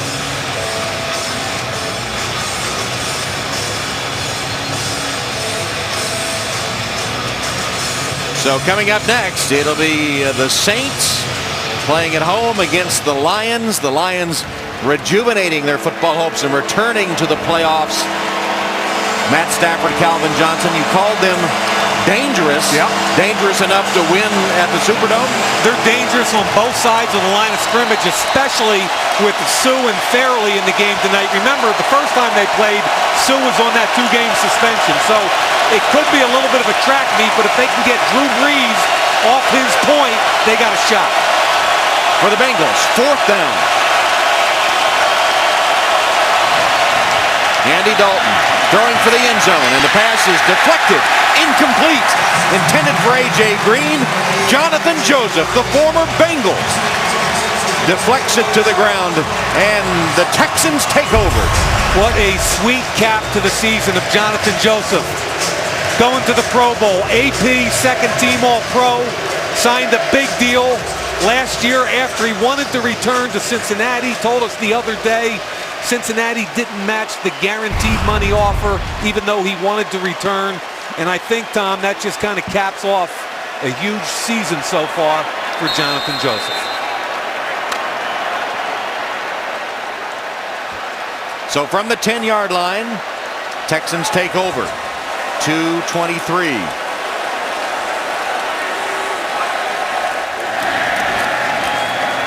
Dancing around is Ben Tate for a couple of yards.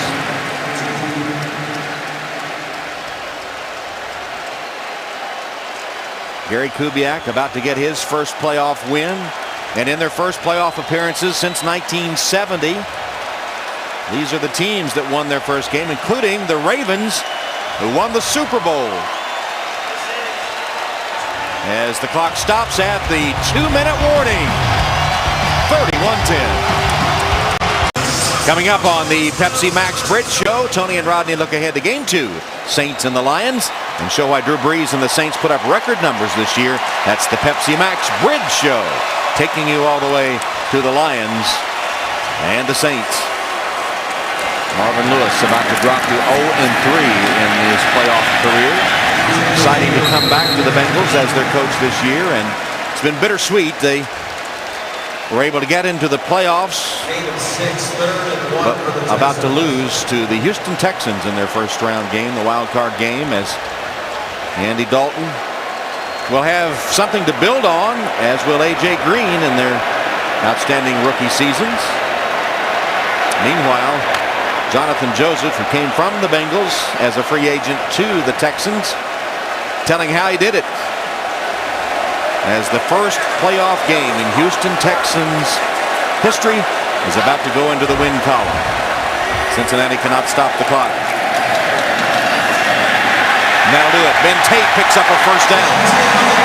Hey, Tom, let me just dot the I on this Houston defense real quickly. A.J. Green, 5 catches for 47. Cedric Benson, 7 carries for 14 yards. And they held Cincinnati scoreless in the last 34 minutes. That's a triumph for a total team effort, but it is generated by that defense. And as they travel to Baltimore, will there be any points scored between those two? Hey, I'll tell you, Arian Foster, one of the top tailbacks in the league. Ray Rice, one of the top tailbacks in the league. They both know how to stop the run. I'm going to love watching that game almost as much as the one tonight. Andre Johnson wondering if he would ever get to play in a playoff game. In his 9th season, a 5-time Pro Bowler got his chance today, had a touchdown catch, and now can celebrate a playoff win. Gary Kubiak and Andy Dalton exchanging pleasantries, and T.J. Yates, rookie quarterback, number 3 on the depth chart as the season started. Mike said, figured to wear a baseball cap all season long. J.J. Watt you saw there for a moment, and Arian Foster, both heroes for the Houston Texans in this playoff win.